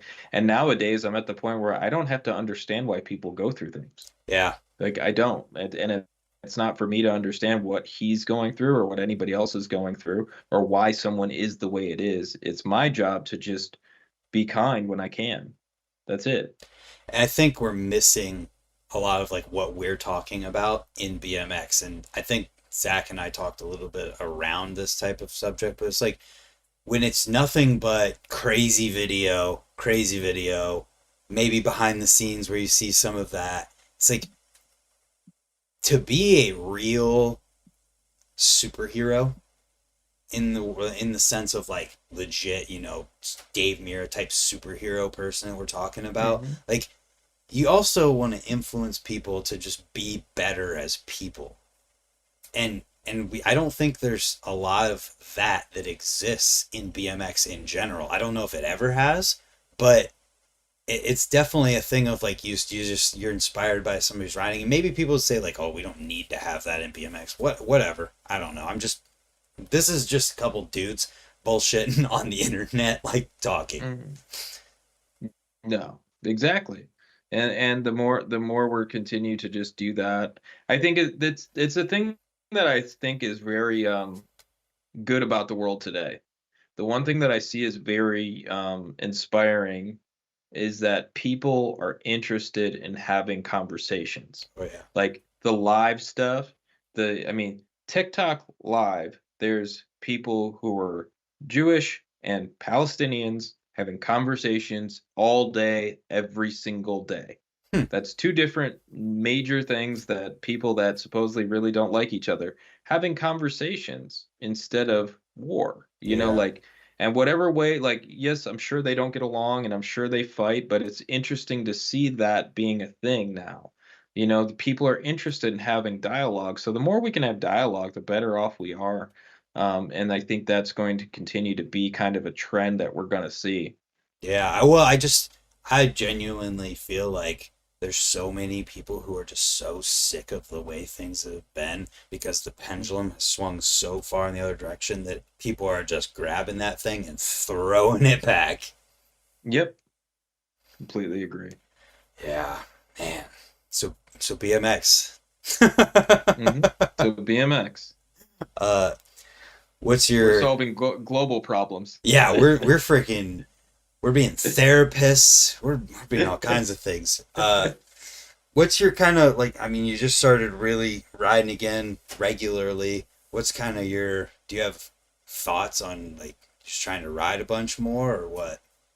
I mean, I get so part of me is my body is like trying to figure out how much can I ride without getting hurt. Mm-hmm. Because even being in the position on a bike has messed me up, but figuring out what's going on. Like, so my shoes, sounds so stupid, but it's really a thing. My shoes are too tight, which makes my knees and my ankles hurt. Mm. So having to figure out how to get wide BMX shoes is the next thing on my list, but that's incredibly hard to find. Like I Huh. didn't know how hard that is to find, but like wide BMX shoes. So I also have my one of my injuries, like out of all of the many of them, my foot is fused together on my right side. So because of that, like I need like wider shoes, and my feet are generally wider anyways. So trying to figure out wider shoes that I could ride in a little bit easier. It's hard to find. It's hard to find stuff like that. I bought these awesome New Balances and I'm bummed because I got to get rid of them. But just trying to figure that out. In general, like I just want to ride and have fun at this point. I remember thinking like when just doing wall slaps and threes Yeah. and stuff like that's all I really care to do. And have fun with my friends. Like that's the thing at the end of the day, like when I think back to the my BMX career and like the crazy tricks and all that stuff, I miss the crazy tricks because of the feelings I would get from them. Mm-hmm. The feeling I would get from them be bigger than the bike. Yeah, that makes sense. Is Hey Parrish, wait He's until you're 52. Bro, wait until you've had 7 ACL surgeries, then let's have a conversation. So, but like it it's interesting because it's like, okay, you have 7 ACL surgeries. Well, sorry, 5 ACLs, 8 knee surgeries, few meniscus, and then you have your foot fused together. And then you have I had my rotator cuff surgery. Have had my wrist done 3 times. I have broken my hands more times than I can count. I have small hands, so breaking my hands seems to happen a lot riding. I've broken my foot. I don't know how many times. Nina's been around for like 10 of those. We were doing shows one time and like I kept breaking my foot every single week. Sometimes things tap into your body and yeah. it's not like you're sitting there and going like, "Hey, it's somebody said pass." I'm just reading the chat as we're going. But He was talking th- about the knee surgeries. He said have 7 knee surgeries and come back. You said that. He said pass to that. And I think the one right before that is a little bit further back in our conversation. Not yeah. Yeah. No, anyway. but I love that. I love to have the conversation about it because it is important because number one is like I don't ever want to be like to a point where I'm like, "Hey, I'm too hurt to ride." Like Yeah. so that's number one above everything else where I'm gonna figure it out and I've continued to do that over the years where I've been like able to figure it out. And like once again, it's like how much do you love riding? And I love it a lot. So I'm always going to try to figure it out and ride. Do I think I can figure it out to the point where I'm doing sevens and 3 double whips and stuff on the spine again? Probably not. And Yeah. I'm totally okay with that at this point in my life. But riding fast, flowing around, doing some 10-foot airs, I would love to get back to at least that. And that's what I love to do more than anything else. But I was getting at earlier is the biggest thing that I think about is the trips with my friends, the fun I had, I loved more than anything else. I know I did love crossing those tricks off my list. Yeah. Like or inventing a new trick that's never been done before. I've never seen before. Things like that and innovating. That will always be one of the things on the top of my list. But more than anything, like I went a couple years ago to Woodward with Jordan Stewart, John Quartz, and like a bunch of my old friends, and it was like so cool. It Yeah. was so much fun. So like things like that is what I'd love to get back to. The the Woodward Retro Jam is in Yeah, March. They're in having March. another one. It's in March, and I'm pumped. Nice. I mean, it's just fun, man, and that's the thing that I think that people, when you're young and you're like having fun riding, the one thing that you can get out of it is like the friends you're having and making, you'll have for the rest of your life. Yeah. Like, like Sponge, oh my God, when I see Sponge, I get so excited to see Sponge time after time. Yeah. Like, he is just the coolest dude, and like I have had so much fun riding with that dude over the years, and he is so talented and so skilled on a bike. Like things like that are the things like that will always stick with you. Yeah. So it's like that's the stuff that I miss and I'm excited to get back to. Yeah, man. I'm pumped for when you three that Spox, the new Spox at Ray's, because tell you what, that is the I already did. best. Oh, you did? Yeah. It's the best 360 on the planet. I'm not. I thought it was mellower than it should have been. Dude, It's that's not my favorite terrible. part. I Yeah. love that it's no different than three in a spine. You just land a little bit sooner and you're like, oh, it's like three in a step up. You're just like, man, that was easy. That was fun. Yeah.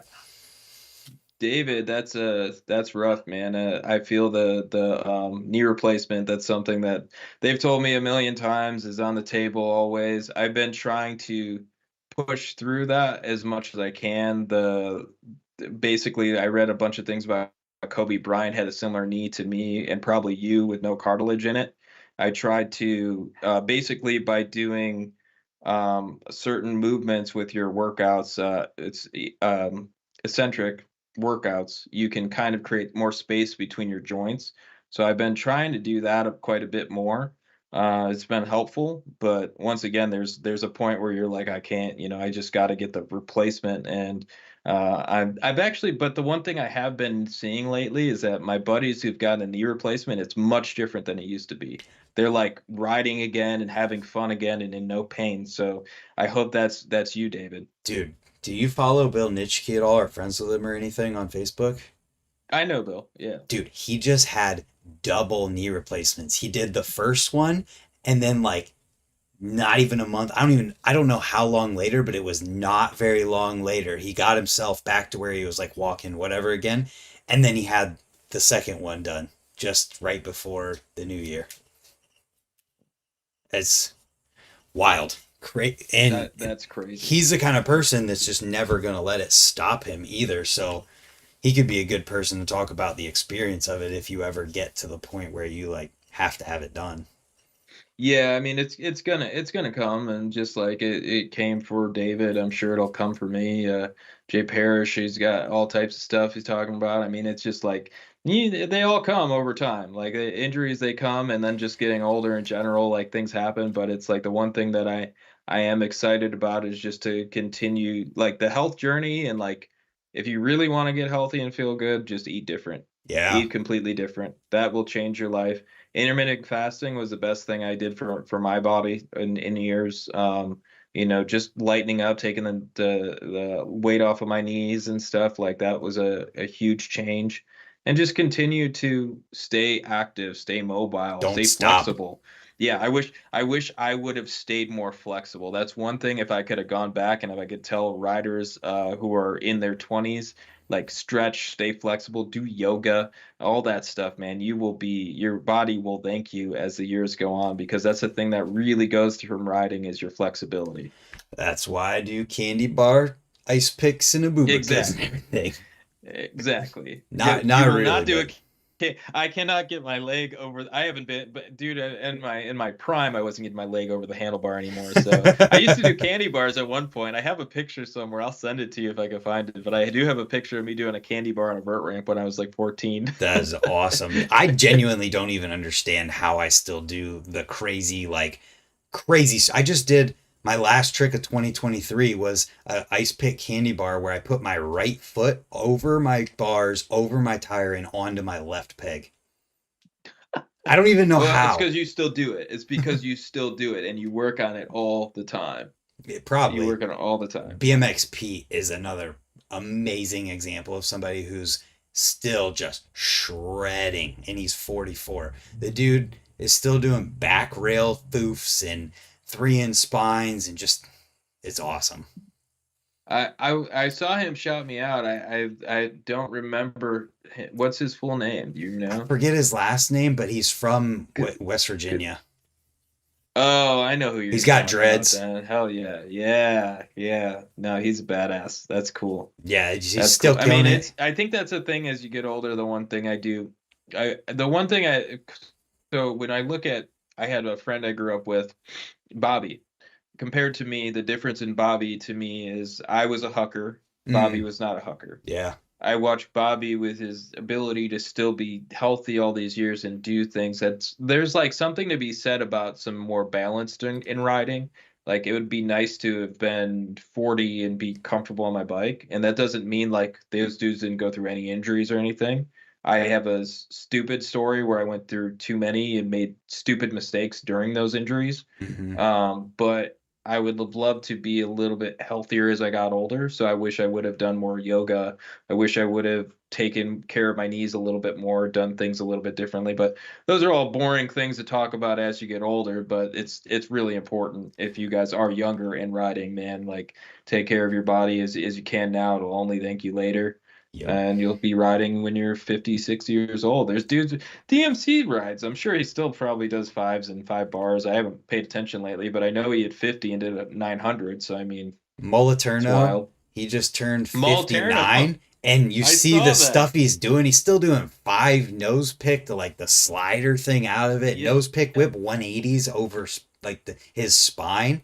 That is amazing. It's just a perfect, example of what is possible. And I'm lucky that I recognized as a younger rider that like the more you send it and the more harder that you are on yourself, the shorter you're going to ride in life. And I Mm-hmm. just paid attention to how there's all these people that come into BMX that blow up as they're just sending dead man stuff. And then they all, not all, because there's people like Zach Gerber who's still, and Sean Burns, who are still able to just do that unbelievable, crazy stuff. But a lot of those guys, something goes wrong and then they're out of it. And I recognized that and was like, well, if I kind of, yeah, I ride everything, but maybe I'm going to stop trying to gap over the spine and over the box jump landing at Worcester to flat, like Yep, for no reason at all. exactly. And stay in the middle. Like that's the thing. It's totally okay to. I mean, my calling was hucking. Like my calling was that. Like Mm-hmm. I read the Hoffman books. That's the person I wanted to be. And I don't regret it. Yeah. I loved every minute of it, but to be healthier and riding longer would have been cool too. So it's like you have to figure out like I needed that. I felt like I was a fucking angsty, angry child who Yeah. needed someplace to put that energy. So it went into that. And so, but once again, it took a toll on certain things, and like I'm missing part of my foot, and like my knees are shit, and things like that are real. Yep. But once again, it's like everybody's different. You just got to figure out where you fit into the mix and love it and have fun doing it. Like whatever it is. Like I mean, people were like, "Man, it's crazy that you huck." I had a lot of fun doing that. Like was fun for me. I had a great time every single time. I think the first person I ever saw explain it well was Morgan Wade, where he was talking about hucking, and he like people would be like, yeah, they're just gonna be really scary, and he'd be like, right before he went to do it, he'd be like, this is gonna be a lot of fun. And Mm, like I was like, yeah, like that's exactly how it felt to me, is like it's always gonna be a lot of fun. And then also it was like I would do anything to do the thing I want to do. I would give anything to do the trick I wanted to do. I would yeah. die to do the trick I wanted to do. So if I was there at that point, it was like, okay, I'll do it. And also, I'll be honest, I never thought I was going to be over 25. I had something in my head that I was like, I'm going to die at 25. That's it. That's my last year on the earth. And so I didn't really think past that. That's fair, man. That's just being honest. Yeah, you were And if you there. watched me ride, it didn't seem far off to think that. Well, from your videos and seeing the crashes in them, that's understandable. Didn't seem far off. You were there at Wedgwood that day where, most people, when they jump a box to flat, they jump it backwards. Mhm. I jumped Wedgwood's box to flat, like attempted it 2 times before I even made it. Yes, That you was have to. and that was it. That was my brain. I was like, that's what I'm doing. I want to do it. And even though I had to bail and hurt my foot one of the times, I still sent it a couple more times. Hmm. And yeah, I'm lucky that I recognized before too much of that craziness kept happening. It was like, you can't keep this up forever. Yes, exactly. And that's what it is. It's like you just give and take as you get older. It's not that like riding is like ever has to be done. It's just what's worth it. Like Malterno doing like tech stuff, like that's probably worth it. And that's fun. That's what he loves to do. Yep. And then like if you have somebody who's like a dirt jumper, like I've met 60-year-old dudes who are shredding through trails, like Yep. you just figure out what you like to do. Yes, the hucking, the falling, that's not going to be in the cards for you when you're as you get older and older, but it will still be something. Like you can still ride, you can still do something. And I think it's super inspirational to see dudes like McCoy or Molterno doing stuff like that at their age. Like that's super cool. For real. And I always bring up that dude from Russia, Mendo, who didn't even start riding until he was 62. And Yeah. he's like 70 now, and he's still putting out riding videos here and there. Yes. It's It's crazy. it's so cool. And that's just awesome. And it's like and that's the thing that I think people when they watch people like always go back like and watch all their stuff like see what type of like Molterno go watch Roger's Garage go see what that looked like when Molterno was honestly, that was his prime. It's crazy to think that's 30 years ago, but like that was when he was 30. Yeah, it's Like nuts. that's wild to think, but that's when he was 30 was the Rogers Garage video. So like that's his prime basically and like watch the crazy stuff that dude does. It's freaking amazing. And And then like go back and like check those dudes out and see what they did at that point so then you could see where they're at today and go, wow, well that's what I maybe want to do is this and try to model yourself like that. and there's also people who like Molterno or like Nyquist, or I use Cuesta as an example for this too, who have just never stopped and Mm. are almost better today than they even were 20 years ago. Like Nyquist, Mm. I would I don't think it's too crazy to say that Nyquist is smoother and better today than he was when he was winning contests at the peak of him winning contests. Yeah, no, I agree. And it's super interesting to watch dudes like that. Like Nyquist, like you're right because it's a different form of riding, right? At a certain point there's riding and then there's mastery. Yeah. Like I feel like when I started riding, like if you watch my we went through those two videos, and you and me a while ago. If you go through my Aspire part, sketchy as shit, everything's to flat. Nothing's very smooth. And then the next part with the evolution is a little bit more like getting towards that mastery point of like being able to land things smooth, having more fun riding. Like, and also I can see the mindset in me that shifted. The mindset in Aspire was huck, possibly die, like try anything. Yeah. Like, and evolution was like I started to actually like have fun and enjoy my life. Like, and riding gave me this self-confidence and this love that like I didn't have in my life before that. So it's like you see those steps and then you get older and older and like you see those dudes like Nyquist who've been doing it for so long. I mean, it was 98. I think he was 16 or 17 in X Games. I watched him do that double this thing he still does to this day. Double bar spin, no catch backflip. That's a trick he still does to this day. You could go back watch the 1998 Park. Boom, he's busting out a backflip double bar spin. He lands perfectly smooth. He does like a big one-handed point air, I think, afterwards. I mean, I can still see the whole run in my head. And to this day, like he still rides pretty similar. It's the difference though is he could do it on anything. He could do it anytime he wants to. He doesn't even think about it. Hell, he could do those tricks on the spine. Isn't that crazy? It's so crazy. And when I realized that, I was like, holy cow, Nyquist could probably go and refilm most of the video parts that he's done, except for stuff, like where he's trucking off of a semi into a grass bank. Maybe he wouldn't do that in one Yeah. day, but a lot of what he did, it feels like he's still good enough today to do again pretty quickly and maybe even better than he did before. That's amazing. And that's phenomenal. That's like real mastery. And you see those dudes who have figured out that middle balance, like there's dudes who are freaks of nature. Zach gets hurt, but he doesn't really get hurt. He like breaks the ground when he falls.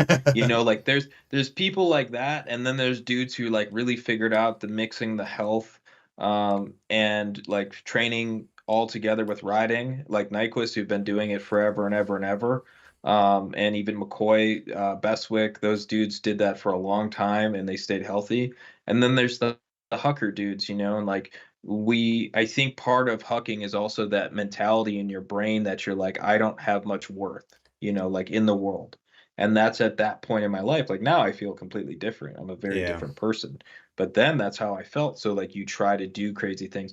If you talk to like I won't say his other name, but because he might not want that known. But if you look at the two craziest huckers you could think of from the Cleveland area, we were both adopted kids in from foster care. Mm, Like so it's like you put that together and you're like, holy shit, like it's a thing of self-worth and self-preservation. Like, and nowadays it's like I think it's cooler. Back then it wasn't as cool to like handle it like it was also a sport. Like you train, you work out, you do things. Like we did train, we did work out, we did do things at the same time. It's not like it is today where it's like you got Olympic coaches and all types of stuff. Like I never even heard of that stuff back then. dude, I just think we have no idea what the longevity really is in BMX because we how many people that started riding when BMX was brand new are still riding today that also did the training thing. Who Hmm. started when they were 13 years old in the 70s and is still riding today that also trained their body and ate right and did everything. So we have that today. We have Hmm. kids and young adults who are riding and doing everything right, and it's going to be wild to see what happens with the people who are doing that. And we have a bigger sample set now Hmm. of people who are Yes. doing that than And even it's was. all being filmed now, like everything. Your first bunny hop is being filmed to your craziest trick when you're 30, like Mm-hmm. these things are all being filmed now, so it could really change things. And I agree, like I think it's super interesting to just hear. I love the conversation in the chat, just people talking about certain injuries or pushing past certain injuries or, past experiences in riding. And it's like that's the stuff that I think we all can like I don't say I had all those knee surgeries to be cool. Like it's not awesome. I say it because I hope that somebody takes a little bit different of a path. I know why and where I went wrong. And if I could tell people what to do differently, I would be happy to do that. And not to mention, here's the other thing that people are talking about.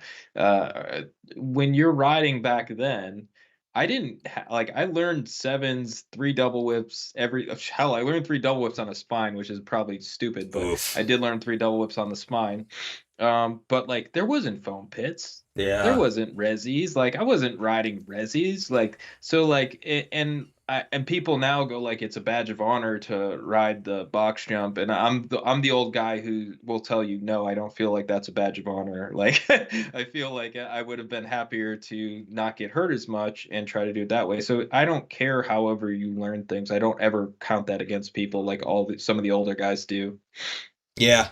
Yeah. And Nate Lord in the chat, he is like Nate Lord's underground, one of them. I love that he said something because he's fucking like underrated, he's so good. He's incredible. always been so good. I love Nate Lord. Like he's always been cool. I think he told Brian Cunningham to fuck off and didn't show up to a show once, which makes him even cooler. I love I love Nate Lord, man. He's good people. But And like he's another dude. He's probably, I think he's only a couple years younger than me, and he's still just a killer on a bike. Like it's cool. I know he probably feels in his head like he's not riding as good as he could be, but he's still really good. Like he's yeah, still really good. well, what he just said, for people who aren't also reading the chat, said getting older and finding a way to love bikes after you stop learning new tricks is a really hard road. I'm trying to figure out how to navigate, seemingly very poorly at the moment. And what I would say to that is sometimes it takes just taking a hard left turn into an area that you've never explored before in riding. If Nate's really good at super technical lip trick type stuff, where it's like whip to foof or stuff like that, maybe taking a totally different direction of like, if you're not good at toothpicks, maybe you master toothpicks and figure out everything you can do in them in a way that you never thought about or wanted to try before. And that's just an example. It could be anything. It could be flatland.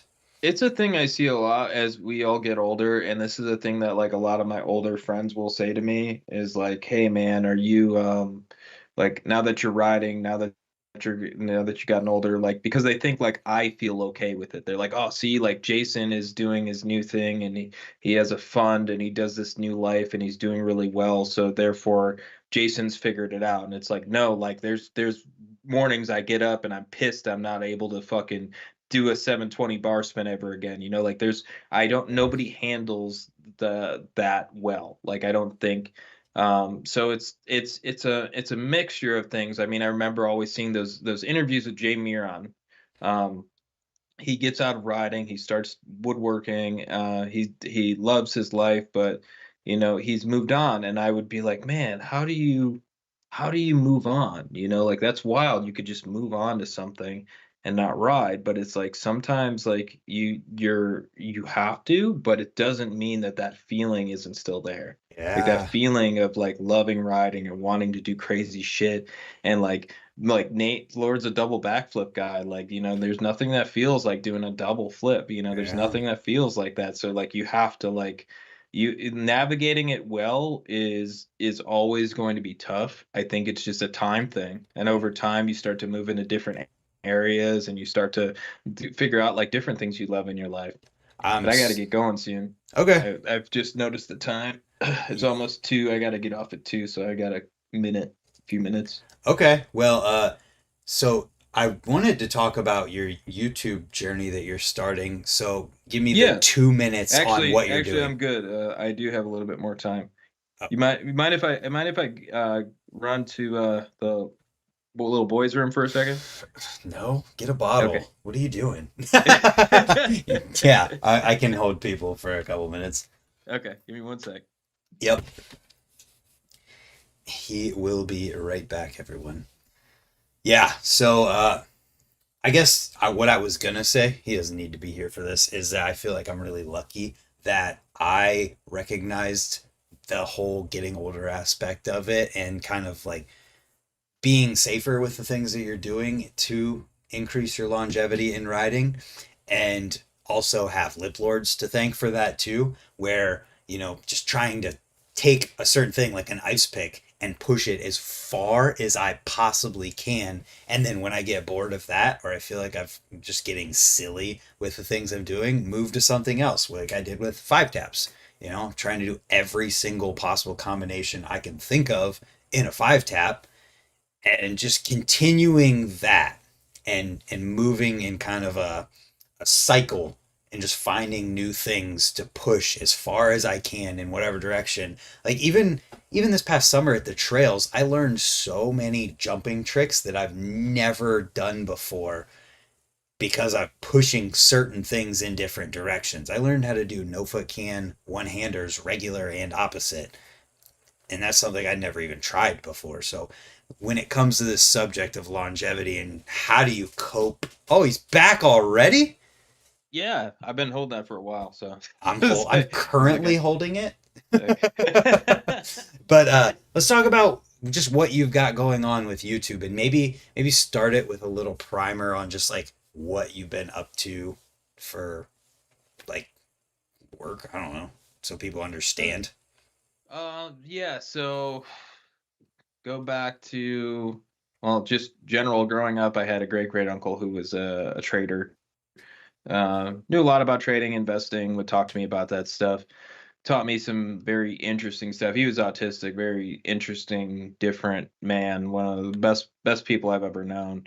And then I've always been in finance. I've always had an account. I've always had a brokerage account. And then basically started in 2010. 2010, I started to get a little bit more serious about it again. Started to trade a little bit more. About 2012, I had a friend come up to me and basically say, like, hey, you should try to work for this prop firm. And so I lived in my car and tried to work for this prop firm for a little while. Basically, what prop firms do is they give you $100,000 and basically a gun to your head and say, come up with $50,000 to pay us and figure out a way to pay for yourself. Yeah. And so I had to live in my car at that point. Most of the time, people will have their parents' money or someone's money to go into this, so they have like $1 million to trade with to make their 50,000 for the prop firm. Mm-hmm. I didn't have any of that, so I showered at a gym. I lived in my car, and just continued to kind of go back and forth through that for a year. I ended up being the only trader who survived that thing. The rest of them blew up. That's kind of what they do at those firms. They just kind of one person will make all the money and the rest of them will kind of blow up and disappear. I was one of the only ones to last through that, which put me in like a trading competition and different things over the years, which got me connected with other funds. So I've been in management and running money for hedge funds for the last, I want to say 9 years, 9 years about now. Okay. Yeah, about 9 years. 2024. Yeah, it'd be 9 years. And so doing that's been really great. And so I probably about 3 years ago, I started to do a YouTube channel where I just started 4 years ago now. I started to bring on people that I knew in the industry that were really good hedge fund titans, people who've made, millions of dollars or millions, billions, actually being some of the numbers in there over the years, some of the best returns you've ever seen. I started interviewing those guys just kind of like out of curiosity, like, hey, like let's figure this out. Kind of like just like similar with riding, where you're like curious, like how this trick works, how does this Mm. work out, and kind of like wondering how do these different people do what I do, and just kind of bringing them on. So I started doing that. In the middle of that, I was working with a very large fund who was audited by Deloitte. So in the middle of that, I had to stop talking. I wasn't really able to come out and be public about anything I was doing or make posts about trading. So if you've noticed, my Instagram didn't have anything on it for a really, really long time. That was during that period. And so basically, once I got out of that, I was like, well, I still have my own fund. I have a newsletter now. So going through both of those, and it's Against All Odds Research on Substack or Against All Odds Research on YouTube. And so starting those up has just been fun because it's like I'm back to just being able to talk to people openly. Finance is crazy. There's so many regulations. It's nuts. That's why everybody says this is not financial advice. This is not financial advice. Like there's Yeah. just so many crazy regulations, but really it's just like riding to me, where it's like there's so many different avenues, so many different things to learn. I get up every day and I'm excited to like look around and figure out what's going on in the world. Um, and it's a blast. Like I absolutely love it. So it's really kind of given me my next step in life, where like riding doesn't, like those days where I'm really upset that I can't ride or do something crazy, like they don't hit me as much anymore, because I really do love what I do, just like I loved riding. And it's been great. I'm very fortunate to have had some great jobs and made some great investments and some great opportunities, and continue to just kind of take care of myself and my family and live life.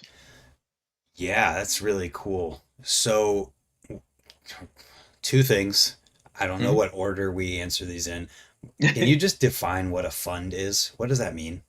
So a fund is basically anything where you take money for somebody. You can even have real estate funds, whatever it is, where you take money from a bunch of people, put it all into one pot, and then kind of invest it for them. Okay. So they don't basically touch the money. I gotcha. Okay, that makes sense. Okay, so Mhm. then, like, what are your ambitions and hopes for the YouTube thing that you're starting to do? Again. So it's the Substack and the YouTube thing has been just kind of like I still make my money from trading and the fund I have. So I've just been doing that, and like I was kind of like, man, around 2020, the reasons why I started is still the same reasons why I have it today. Is there's so much misinformation in finance. Mm-hmm. People tell people that this is how it goes, or they'll post something that's bullshit or something, and you can, if you're a trader and you're actually in the industry, you can see it's bullshit, but normal Yeah. people can't. Yep. And so you get a bunch of people into very bad situations. They're investing with people that, they'll tell you they're right all the time. Like I had somebody sent me this thing and they're like, "Oh, this is the dude I'm going to buy this service from." And he said, like, "I am right 100% of the time." And I'm like, "Well, just number one, that's always going to be a lie. There is no such thing as being right 100% of the time. Like that's not real finance." like Yeah. you can always be wrong. It's just like trading, you can fall. Like so, or sorry, like riding, you can fall. Mm-hmm. So it's like I really just wanted to give information out. Like I keep my service pretty cheap because I just want people to be able to get the information that they need, and not have to go to these terrible things that are cost them thousands and thousands of dollars a year for no reason. Yeah, there, and it's really is unfortunate that there's so many people who take advantage of those who have they don't know better. They have Mhm. no idea. And the only reason anyone could even say they're right 100% of the time is because they're either slimy or they're twisting words because they give both three different possible scenarios for every single thing. So like, exactly as I said, even though I gave two other options. It's like, Yes, oh my exactly. gosh. And there's something that I dissected the other day, which was so I'm a quant. I backtest a lot of things. And so if you backtest and you say like, hey, like I can make a system that wins 95% of the time. I could show you that system, and I built like five of them and put them up in our group recently. And so I build these systems and I go, here you go. Here's the systems that work 95% of the time. And they have zero positive expectancy. Positive expectancy meaning it ends up with money at the end of it. What Mm, happens is you make those nine trades. Those nine trades make money. That 10th trade, like let's say you make 1,000 per trade, thousand, 10 times or 9 times, made $900, or sorry, $9,000. The next trade loses $10,000. yeah. So, you have no positive expectancy. It loses money every time. And then you could build a system that has a 40% win rate or even 30% that makes all the money in the world. So what do you learn about through that? Well, you learn like if you can make your losses small and let your gains have a lot of upside, that's how you make money. That's the real truth. And so I try to really focus on like showing people the real truth of it instead of what they think. Any of the greatest traders of all time, like George Soros or Buffett or any of these dudes, they'll Nancy tell you they're Pelosi. right. Nancy Pelosi is the greatest of all time. I'm But they'll sorry. tell you they're right. They're right 50% of the time, 40, 50% of the time. That's what they'll all tell you. But then there's these people that are snake oil salesmen going after like normal people, especially like kids like that are, from the ages of 20 to 40. Like they go after them, they bring them all in, and they're like, I can't believe I'm not making money. And I'm like, oh, I can tell you why. Like there's a reason why. So I really tried to keep the service really open and cheap because of that. I put up a bunch of free content always too, just so people can just be involved and get what they need. The only thing that's behind the main things behind the paywall are the main trade ideas and the portfolios. But everything besides that, and then we also have a free weekly report, and we do the interviews. They're all free. So, if you guys are interested in any of that, feel free to sign up. Cool. Yeah. I don't know. You called GME me. Diamond Hands, Yeah. I BMXP. He's I cracking know me up. I saw you read that. I knew you were waiting to say something. That's pretty funny. But that is like a really cool example of people coming together to like stick it to all those guys who are trying to like ruin that. Well, I don't. I mean, it was a tough thing to think about because it's like, when you're thinking about, when people think about hedge funds, or even me saying I have a fund, they're Yeah. thinking like, you know, $1 billion. And it's like, no, there's a bunch of dudes that are just like me who are just normal people who have funds that manage money for normal people. Like the thing I was talking about years ago with Deloitte, like yes, I ran institutional money. It was a fucking shit show. Yeah. It was hard all the time. It was rough. There was a lot of crazy people and a lot of things that sucked about it. But, the thing that I've always enjoyed is managing normal people's money and helping protect their money, whatever it is, whether it's through the Substack, whether it's through the fund, whatever it is. Like that's my goal, is to protect normal people, and that's what most of the funds are. But the one thing that it was completely right about the GameStop one, which was when you see something like that, and this is just one secret that I'll let out. If you see something like that and you have a way of noticing short interest on a stock, koifin.com, it's a great website. I think they still have a free product. You can see the short interest on each stock. When you see it getting to a very crazy level, Yeah. there will be lots of people who have to cover it. So the hedge funds, they can't, we don't sit there like in things and hold them forever. We cover our positions. So meaning getting out of the market. So as you're short though, you have to buy back the position. So the Yeah. market's moving up, they're buying back, they're buying back, they're buying back, and this is what creates those explosions. So you Yeah. can do that across the board. The only thing though, and what happened with GameStop, is that everybody gave all that money back anyways. Because So they you just just held had it. to, yeah, because Yeah. so you just have to figure out like how you're going to do, when you're going to get out.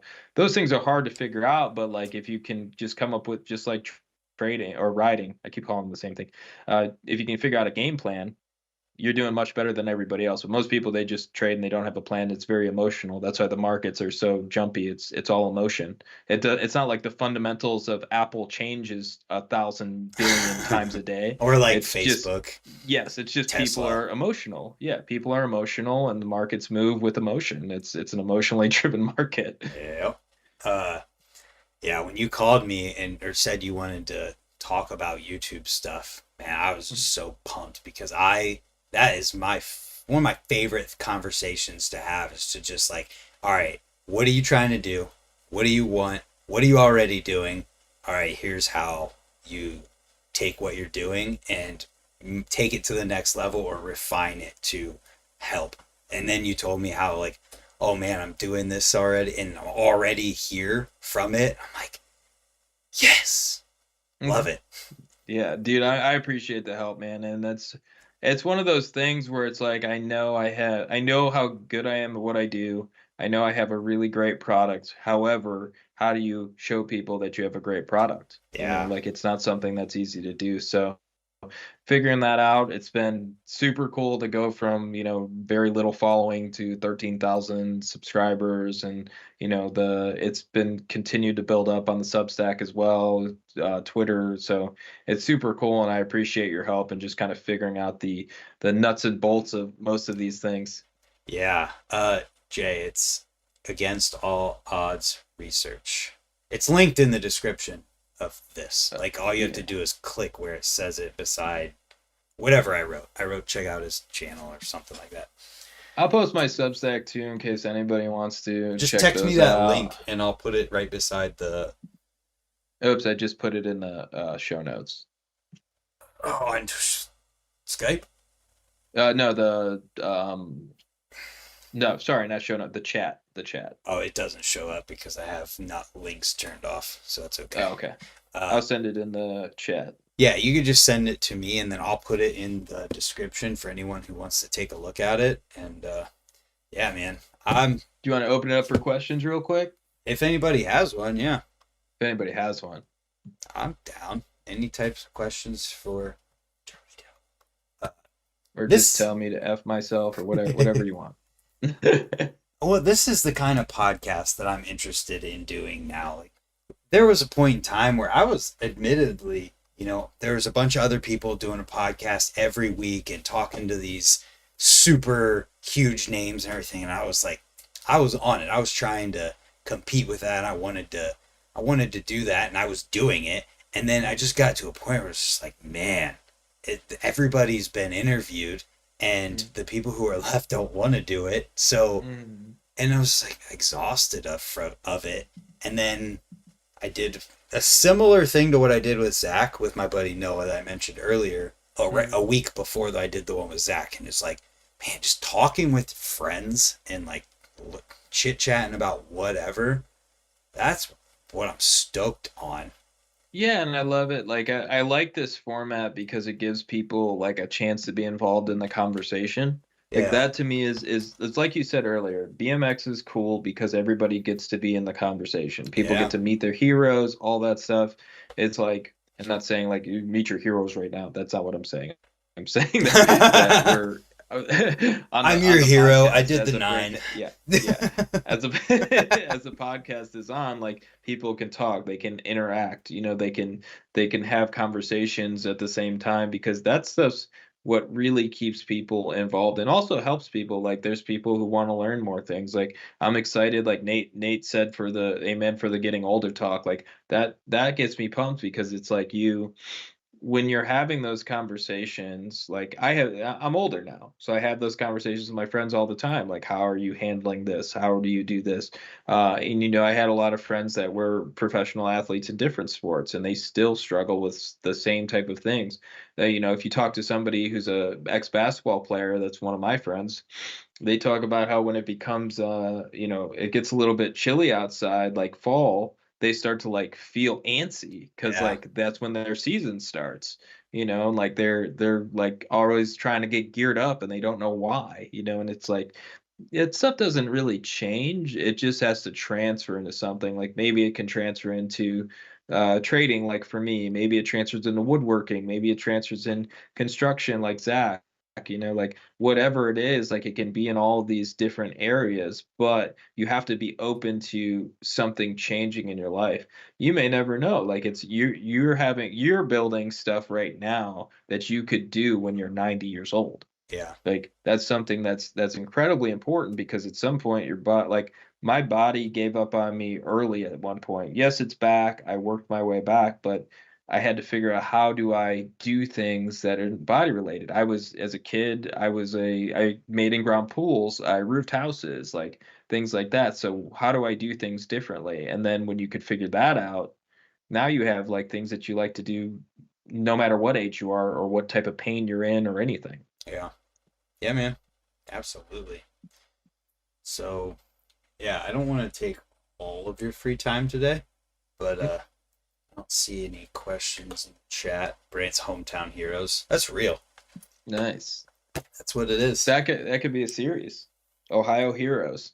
Yeah, Midwest Heroes would probably be better because there's lots of them. it covers more people that, Yeah.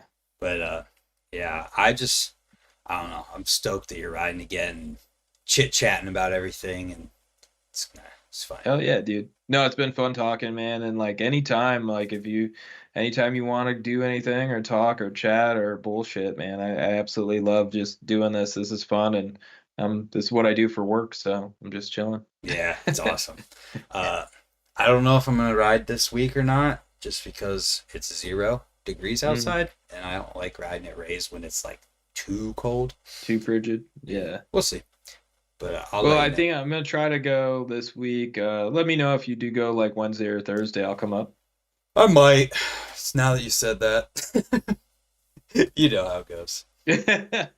But on that note, everybody, check out. Oh, geez, that's gonna be a real question that you have to like. Wait, let's move her inheritance from where it's at. 7 years. She wants to try to go find the way it's not good to That's like a It's a real tough question. one, but honestly, that's perfect for one. Like, I if you look at any of these posts that are the public ones, at the bottom is all my contact information.